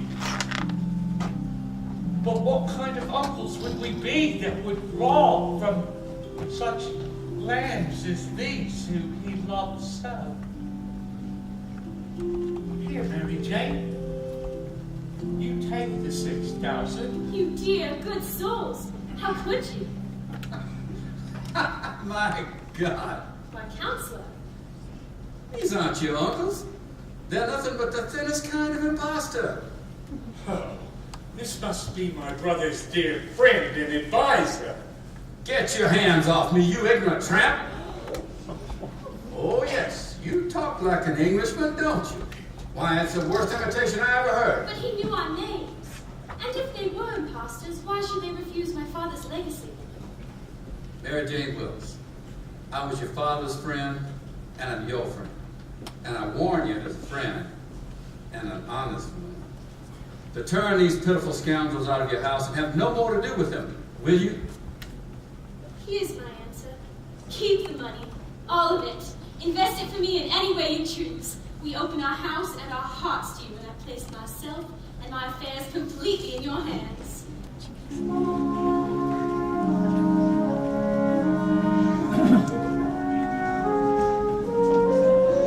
Make a body ashamed of the human race. The king sent everyone home and told him to come back tomorrow. When he was going to preach his brother's funeral sermon, Miss Mary Jane fed them two frauds and told them they could sleep right there in the house. Oh, she and her sisters was wonderful people. So I says, it just ain't right to let that old reptile rob her of her money. So later that night, after the late sounds hadn't quit and the early ones hadn't begun, I snuck upstairs and I took the gold. I reckon I better hide it somewhere. Then I heard somebody coming.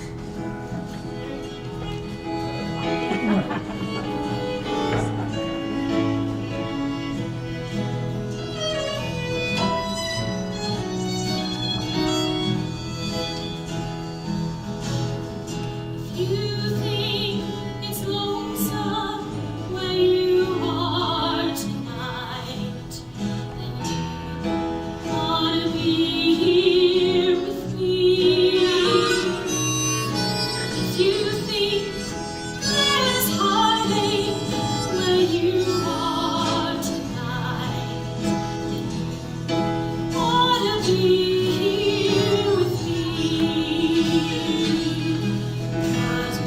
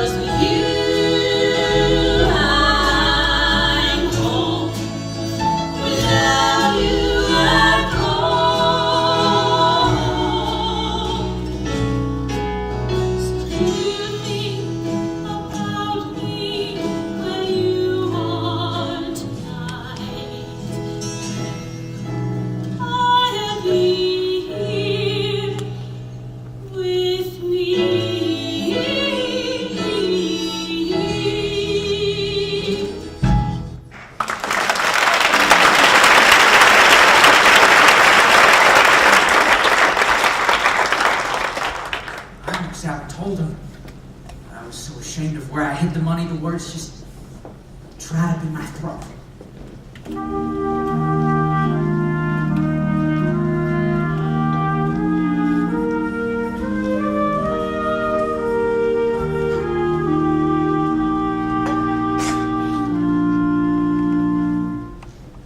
Friends, before my brother is laid into the cold ground, I wanted to say how glad we are that everybody was here to be here today for his funeral orgy.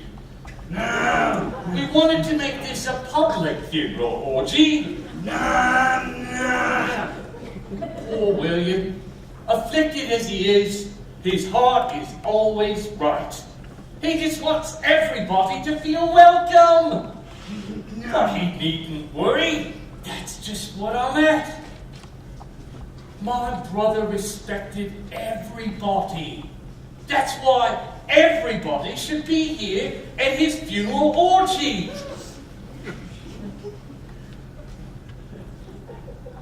I say orgy, not because it's a common term, because it ain't. Obsequies being the common term, but I say orgy because obsequies ain't used in England anymore. It's all out. We say orgy now because orgies is best because it's exact. From the Greek orgo, meaning open, over, abroad, and the Hebrew jizo, meaning to plant, cover, and thus inter. Anyway, let's not linger here any longer, but say goodbye to him who lay yonder, cold but joyful.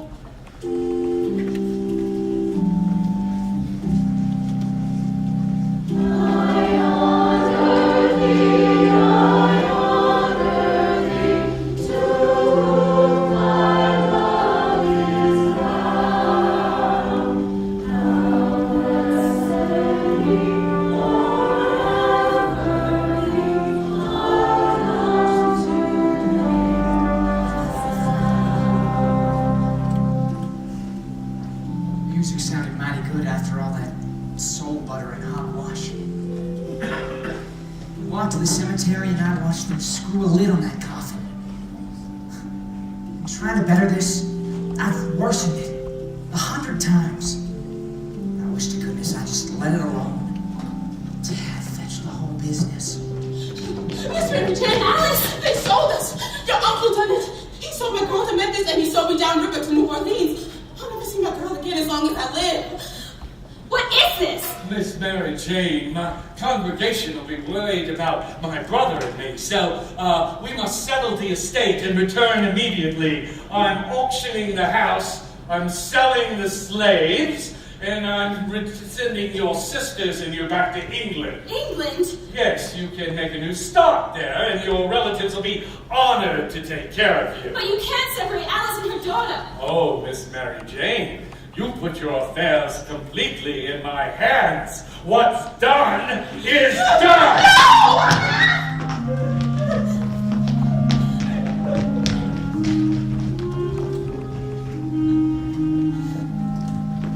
It busted my heart to see them women crying for grief. So I decided I'd chip in and change the general tune. Miss Mary Jane, can I have a word with you? Yes.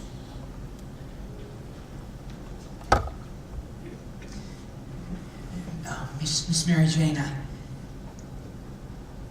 in my opinion, you're just full of greatness, Mary Jane. Does that sound like flattery? No. Thank you, Adolphus. I've been watching you, and I think you're a fine young man. She lay her silky hand on mine, and I thought I would just about die. I wish you wouldn't grieve so. How can I help it knowing Alice and her daughter will never see each other again? But they will. Inside of 2 weeks, I just know it. Say it again, say it again, say it again! Oh, just let me think a minute. Here's a case where I'm blessed. If it doesn't look like the truth is actually safer than a lie. I've never seen nothing like it. So I says to myself, I'll chance it this time. It does seem like sitting on a powdered keg and touching it off just to see where you'll go.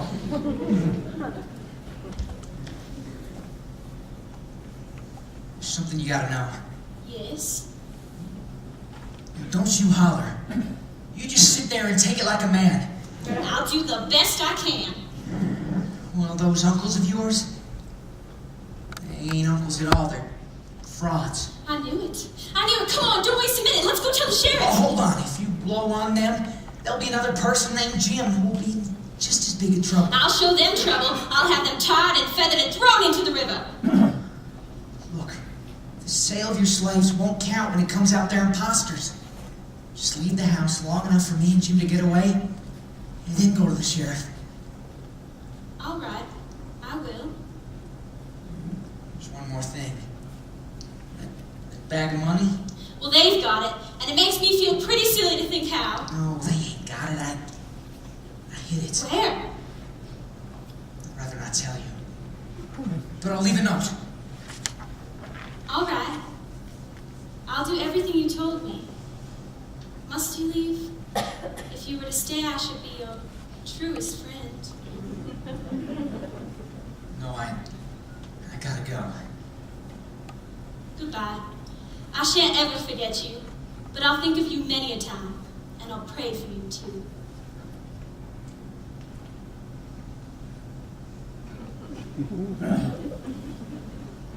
Pray for me.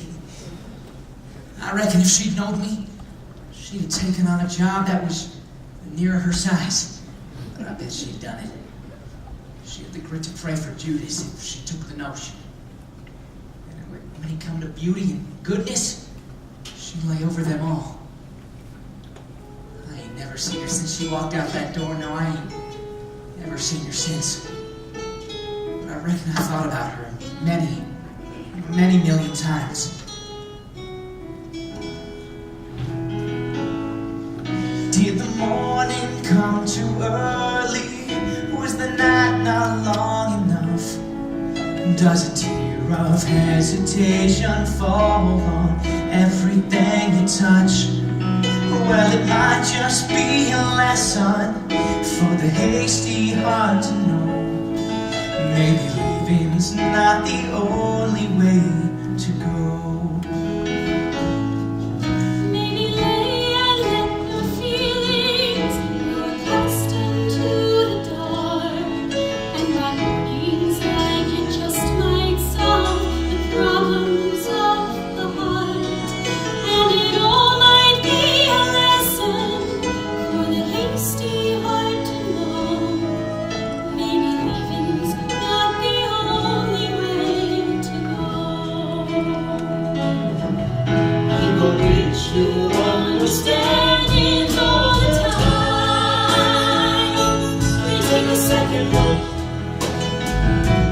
Change their minds. People reach new understandings every day. Tell me not to reach. No way. Did the morning come too early? Was the night not long enough? Does a tear of hesitation fall on everything you touch? Well, it might just be a lesson for the hasty heart to know. Maybe leaving's not the only way to go. And a heart without a home is such a lonesome road to hoe. Maybe leaving's not the only way to go.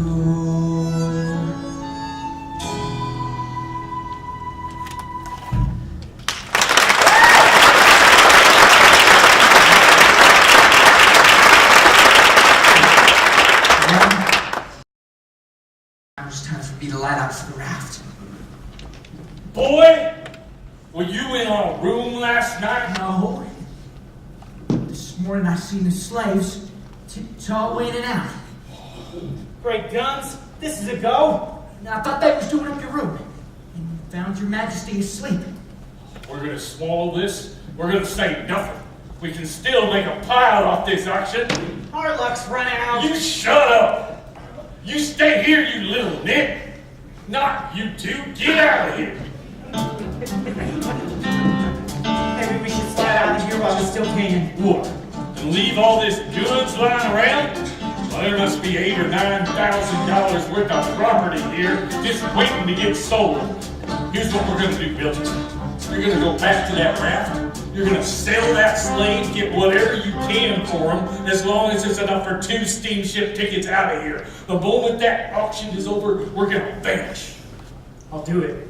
See you come back too, okay? Where do you think you're going? I was just going out for some air, your majesty. I'm suffering you ain't telling me the truth. You gentlemen here for the auction? I'm Sheriff Bell. Well, it ain't for another hour. We're not here for the auction, my good man. We're here to ask you some questions. And who do you think you are? The real Harvey Wilkes.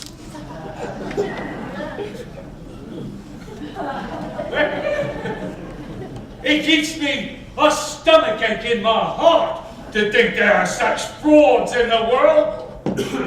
We got 2 heirs contingent here, and I don't know which is authentic. He pays you money, you takes your choice. But the first thing I want to know is, where's the $9,000 in gold Miss Mary Jane gives you? Alas, the slave stole it. Uh-huh. I'm pretty satisfied you ain't real. But for all I know, you're both imposters. Well, now I've thought of something. Is there anyone here who helped lay out my brother? Yeah, me and Ab Turner done it.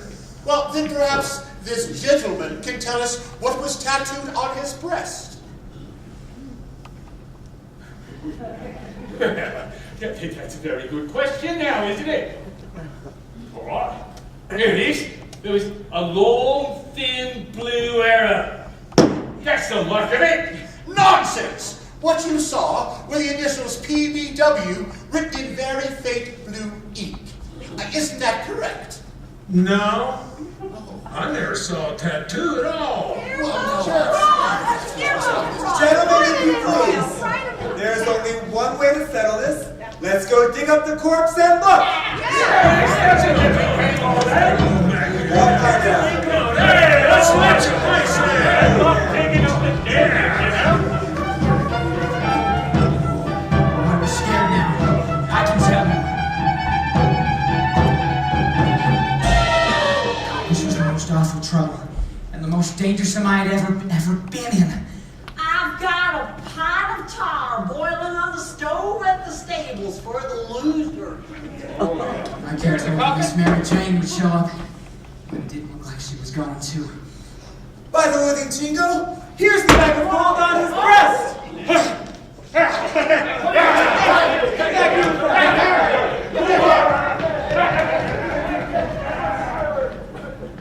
When everyone tried to bust in for a look, then I lit out for the road. I had it all myself. How I did clip along. Somehow, in the dark and the rain, I found my way back to the raft. Jim, it's me, Huck. We're all right now. But Jim was gone. I figured he busted that chain. I sat and waited for him. I waited for hours. Jim? Help me. Duke, is that you? I gotta have some water. I'm dying of thirst. It's Jim. I sold him. You sold him? I got $40 from a farmer. After all this long journey, after all we've done for you, you would have made him a slave again all his life. Among strangers for $30. I got steamboat tickets. First class for our escape. The mob met me on our way back. I told the king we should have slid. If only he hadn't been so greedy. Look at me. You look pretty funny. It's what you deserve. Now, who'd you sell Jim to? Silas Phelps. He lives 2 miles down the road. You stand up. Oh, it's so hot in here. Oh, I can't get any air. You gotta help me. I'll never get out of here. Never. I'll die in here. What you see done to me? I couldn't feel any hardness against him. Human beings can be so cruel to each other. It hit me all of a sudden. That right here was the hand of God. It let me know that I'd been watched all along from above. People who helped runaways like I done were the ones who went to the everlasting fire. I decided to pray, see if I could stop being the kind of boy I was.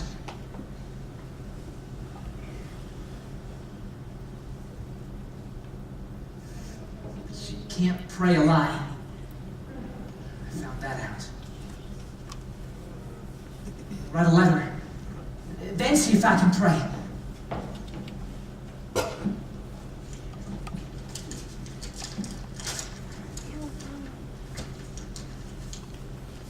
Miss Watson, your runaway slave, Jim, is down here 2 miles south of Hinsboro.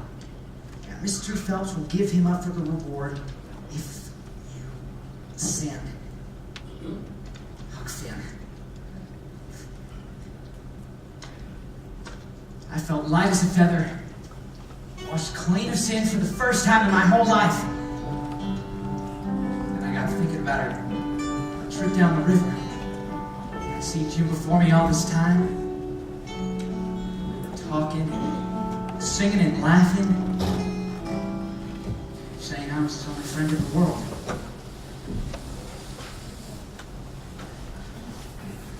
All right, I'll go to hell. I'll take up wickedness again, which is in my line being brought up to it. And for a starter, I'll steal Jim out of slavery again. And if I can think of something worse, I'll do that too. Because as long as I'm in, and in for good, I might as well go whole hog. I have lived an undirected life, a cloudy way. I know the only thing I knew, and the things I've done. In fact, each and every one are the way that I was taught to run. I am waiting for the light to shine. I'm waiting for the light to shine.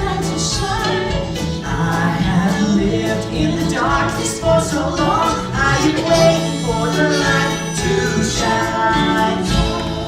Far beyond horizons, I have seen beyond the things I've been, beyond the dreams I've dreamed of the things I've done. In fact, each and every one of the way that I was taught to run.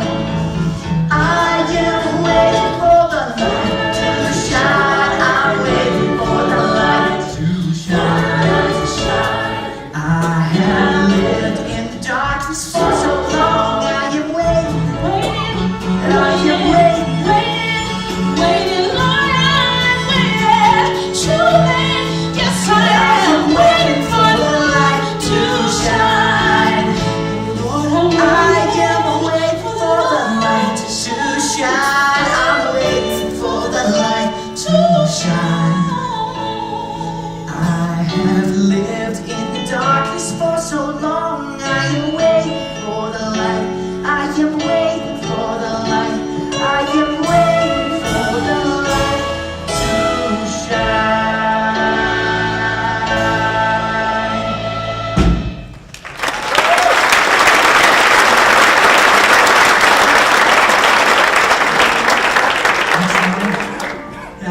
looking for the Phelps place.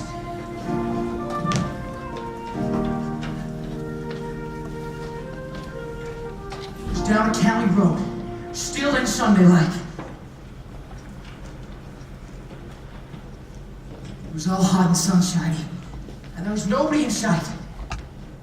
Until I come across a big double-log cabin. Dee! Spot! You hush up that record now, you hear? It's you, ain't it? Yes, Oh. Well, you don't look as much like your mother as I reckoned you would. For land's sakes, I don't care for that. I'm so glad to see you. Come in and let me get a good look at you. I went along trusting to Providence to put the right words in my mouth. I noticed it always did if I just let it alone. We've been expecting you all week. Had the slaves make new curtains and everything. What kept you? Boat run aground? No, ma'am, I blowed a cylinder head. Don't say ma'am, say Aunt Sally. Your Uncle Silas went down to town to fetch you. He'll be back any minute now. He got a late start because he bought a runaway slave yesterday. Stranger sold his piece in him for $40.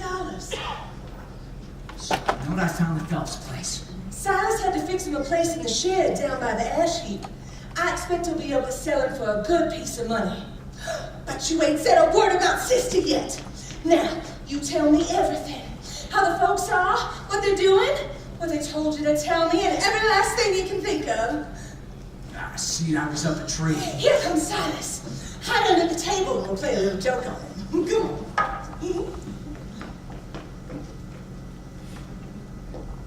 He ain't come. Oh, goodness gracious. Where on earth could he be? I don't know what to make of it. I'm at my wit's end, and I don't mind acknowledging it. Well, look yonder. Ain't that him coming up the road? Where?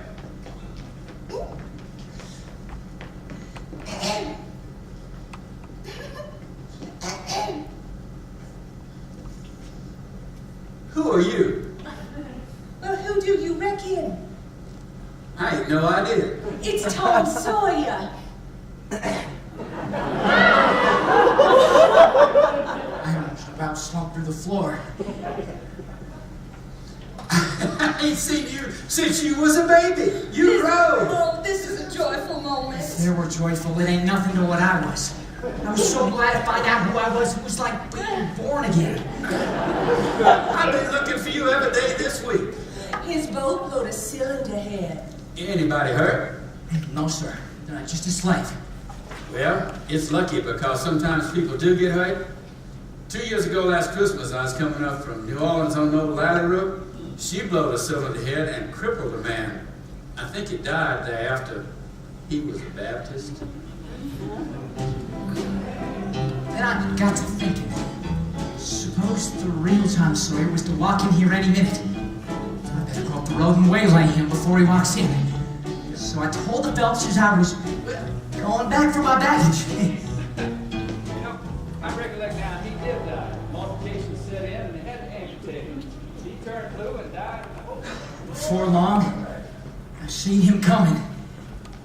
Hold on! Well, what do you want to come and haunt me for? I never done you no harm. I ain't never left and I ain't never come back. Honest Injun, you ain't a ghost? Honest Injun. But hold on, weren't you ever murdered at all? Not at all. I played it on him. Come here and feel me if you don't believe me. What have you been doing with Oh, yourself? having a grand mysterious adventure that I ain't got no time to tell you about right now. Oh, well, I'm here visiting my Aunt Sally Phelps. Yeah, I know. I'm there right now. I'm playing you. Your Uncle Silas has got you locked in the shed. Old Miss Watson's Jim? He's been traveling along with me. Well, here's the important thing, Tom. I steal Jim out of slavery. But you don't need... I know what she'll say. It's a low-down, dirty business. So what if it is? I'm low-down, too. You won't let me on, will ya? I'll help you steal it. You're joking. I ain't joking. Now to say, you just fell considerable in my estimation. Tom Sawyer, a dirty abolitionist. I can't believe it. Well, I'm going to do it. Didn't I say I was going to? Yes. Well then. All right. Here's my plan. I'll fetch my raft. Then, first dark night, I'll steal the key to the shed from your uncle's breeches. Then we'll release Jim, shove off downriver. Won't that work? Work? Certainly. But it's too simple. What's the good of a plan that ain't worth no more trouble than that? It's mild as goose milk. Let me think. So he thought. We'll dig him out. Dig? With spoons. It should take about a week. As things stand, it's just too simple. That's what makes it so rotten difficult to come up with a difficult plan. I bet there ain't even a watchdog to give sleeping mixture to. I bet there ain't even a moat. Say, given time, now to the escape, we might dig one. How's that sound? I see Tom's plan was worth 15 of mine for style. Make Jim just as free, but might get both of us killed besides. I'm satisfied.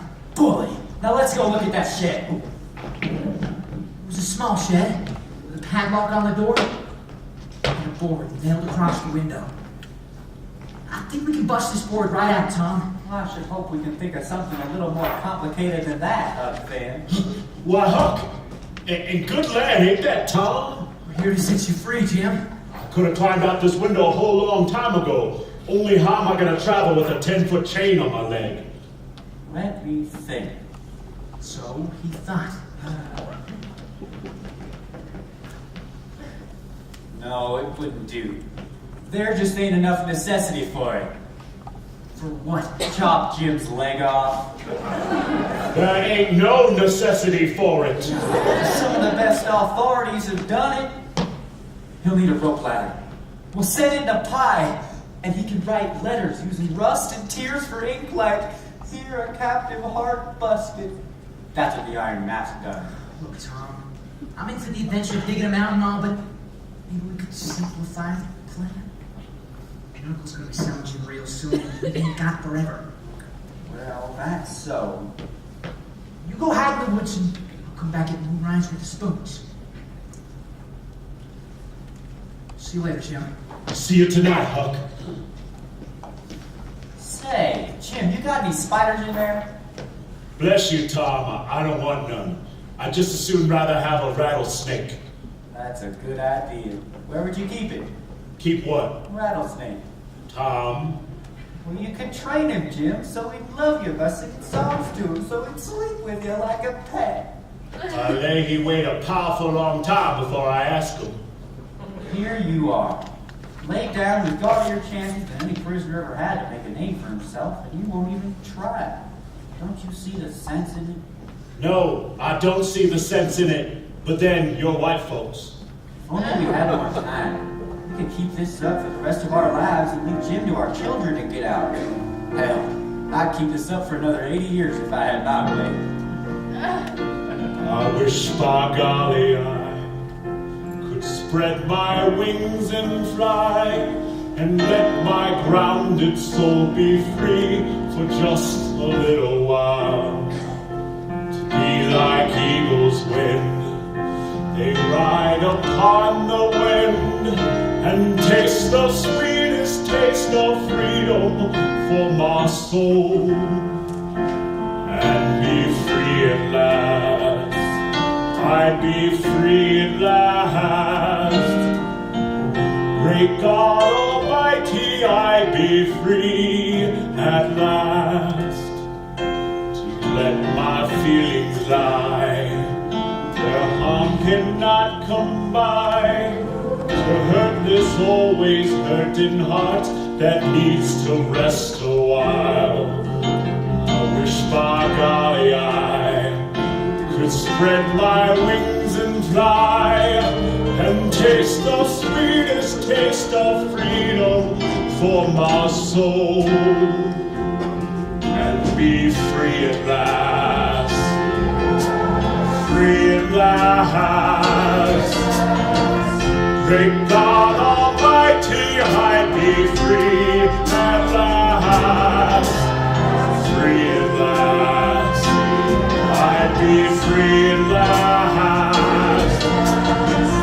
Great God Almighty, I'd be free at last, free at last, free at last. Great God Almighty, I'd be free at last, free at last. I'd be free at last. Great God Almighty, I'd be free at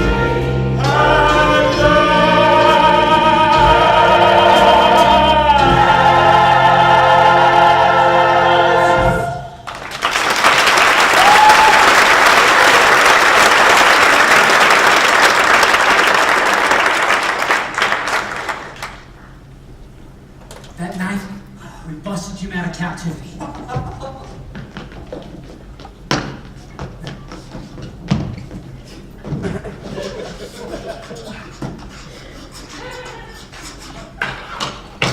It should only take a few more days. Yeah, we ain't got a few more days.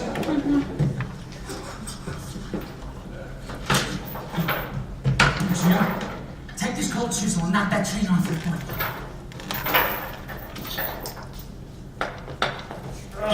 Oh, that done it.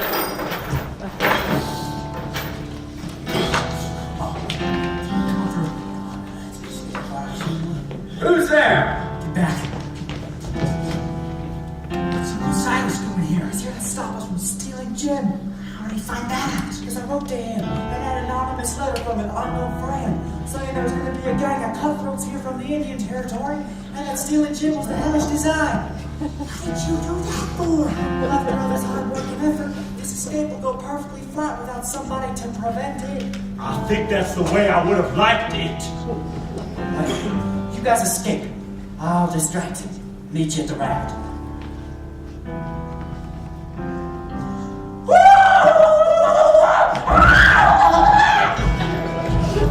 Then, me and Jim ran for the river. The dogs was after us, making bow wow enough for 1 million.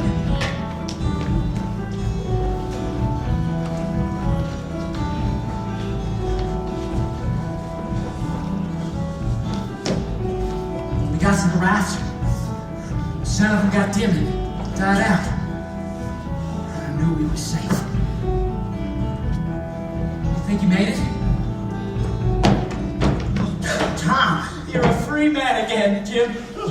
It was a mighty good job. It was done beautiful, it was planned beautiful, and no one could come up with a plan as mixed up and splendid as that. I'm mighty glad to be free. And I'm mighty glad that job's over. And I'm the gladdest of all, because I got a bullet in my leg. Careful, Tom. Look, he's losing blood. Boys, we done elegant, but you gotta get back on that river before they catch you, Jim. You too, Huck? You bet we don't. No, I'll be fine. You guys shove off. I don't budge a step out of here without a doctor, not if in 40 years. I'll go to town and get one. All right, but make sure you blindfold him and swear into silence and give him a purse of gold. Tom! Hide, Jim. Hide until the doctor's gone. Hurry, Huck. I can't stop the bleeding.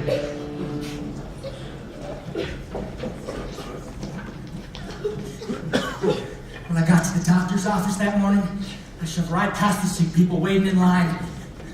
Me and my brother was camping out on Spanish Island and got shot, and you gotta come right away. Just simmer down, boy, and tell me. Who's your folks? Phelps, down yonder. Oh. How'd you say he got shot? He had a dream and it shot him. Singular dream. Well, I mean, he must have kicked the gun over in his dreams and it went off and shot him in the leg. You've got to come right now. Because we're supposed to be home tonight. And we want to surprise our folks. Mr. Phelps, this may be one of the people you're looking for. Do you know him? Well, that's my nephew Tom, who disappeared last night. He says his father's been shot in the leg and is lying sick down on Spanish Island. He ain't got a brother. You See, boy, Mr. Phelps come to me because some people stole his slave last night. He thinks he might have wounded one of them, and that they might be looking for a doctor. Would you know anything about that? I ain't talking. Who are you then? Be you one of the gang who stole my nigger? He don't look too dangerous to me, Silas. I'm going down to Spanish Island to see if I can get to the bottom of this. We ought to go alone. Wait, and I'll send a couple of my men along with you. Send them after. If someone's been injured, I don't intend to wait around. You better loosen your lip, boy. You got a lot of talking to do.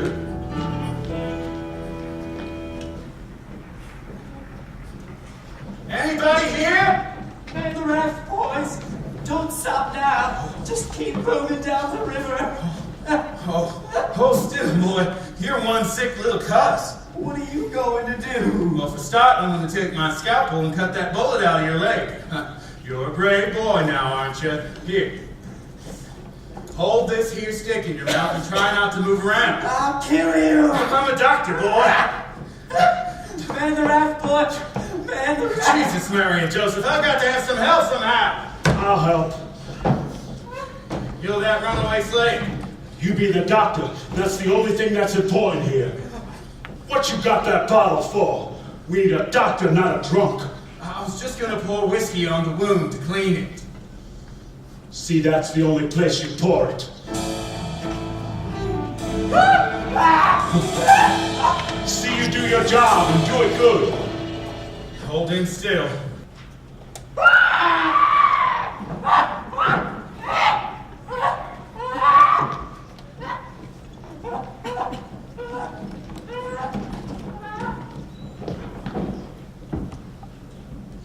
My nephew disappeared.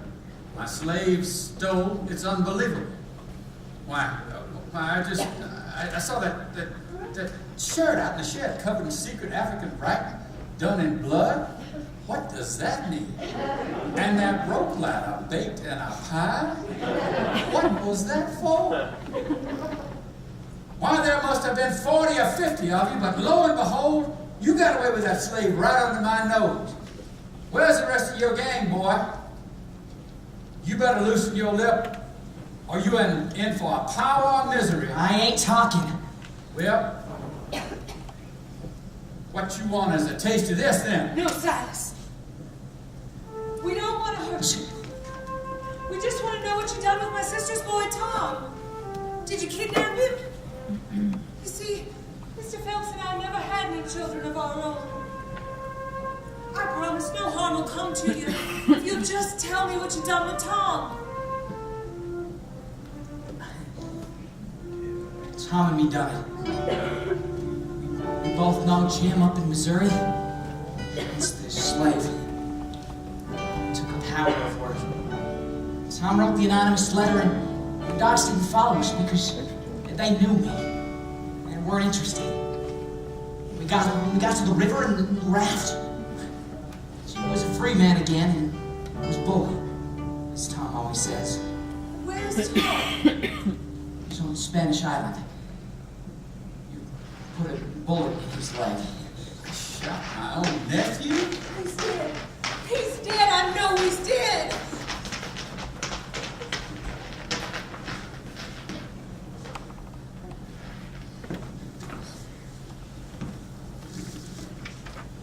Tom, are you dead? He'll be all right. I got out the bullet. You caused a lot of trouble. We ought to make an example out of you. Yeah, we ought to hang you. Don't be rough with him. He saved that boy's life, and he threw away his freedom to help me doctor.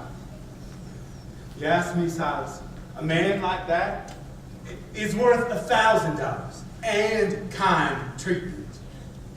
Well then, we'll not chain him this time. Just lock him up and see he gets a pot of greens now and then. No! You can't lock him up. Thanks, Jim. You ain't got no way to lock him up. Set him loose. He's no slave. He's as free as any creature that walks this earth. Quit laying this boy's out of his head. No! Hide out of my hands.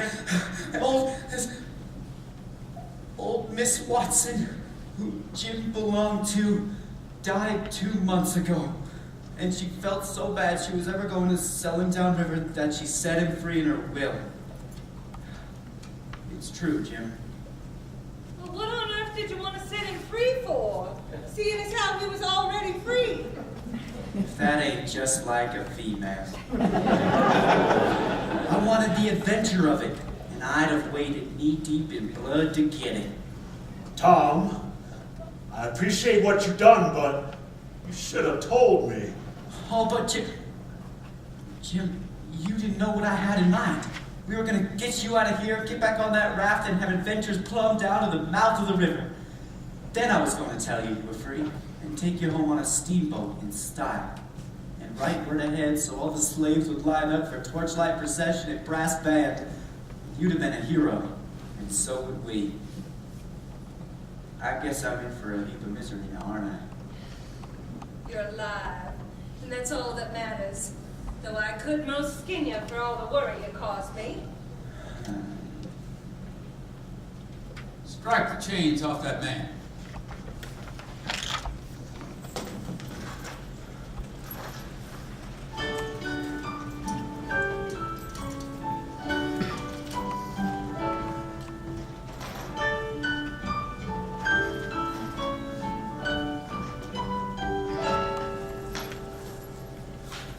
River in the rain. Sometimes at night you look like a long white train, winding your way away somewhere. River, I love you, don't you care?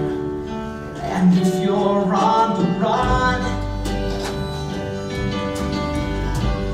wind in someplace just trying to find the sun. Whether the sunshine, whether the rain. River, I love you just the same. Then, me and Jim went down to the river. For a long time, we just sat there, listening to the sound of it going on, heading out towards the sea. I told you we had luck. So you did. Oh, here's a notion. Let's slide out of here. As soon as Tom's leg's better. Then we'll buy some horses and go out for some howling adventures amongst the ancients. How does that sound? I've got to head north, Huck. What for? Why, to do what I said. Go to the Free States and make enough money to buy my wife and 2 children. Oh. Sure glad to see those children again. Sure you will, Jim. I clean forgot about him. Why don't you come with me as far as St. Petersburg? No, I can't. Somehow it's Pap. If I went back, Pap would just show up again. As soon as you're born. You're never gonna see your pap again, Huck. Why do you say that? I just know. Spill it. That dead body we saw floating on the river early on that night, the one I wouldn't let you look at, that was him.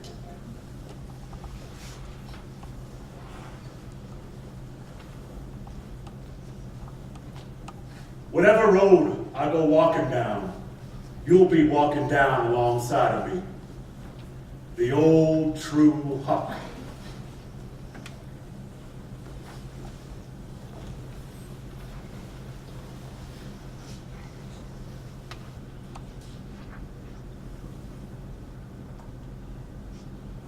He left me.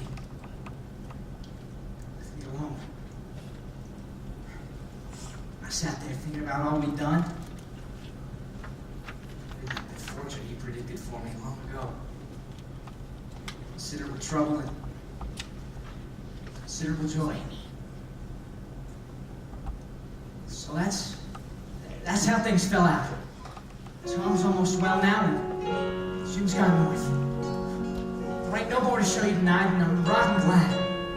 Because if I'd known the trouble I was getting myself into and acting this history, well, I never would have tackled it. I ain't going to no more. I'm lighting out for the Western Territories, ahead of the rest. Because Aunt Sally, she's a-going to adopt me, and civilize me. And I can't stand it. I've been there before.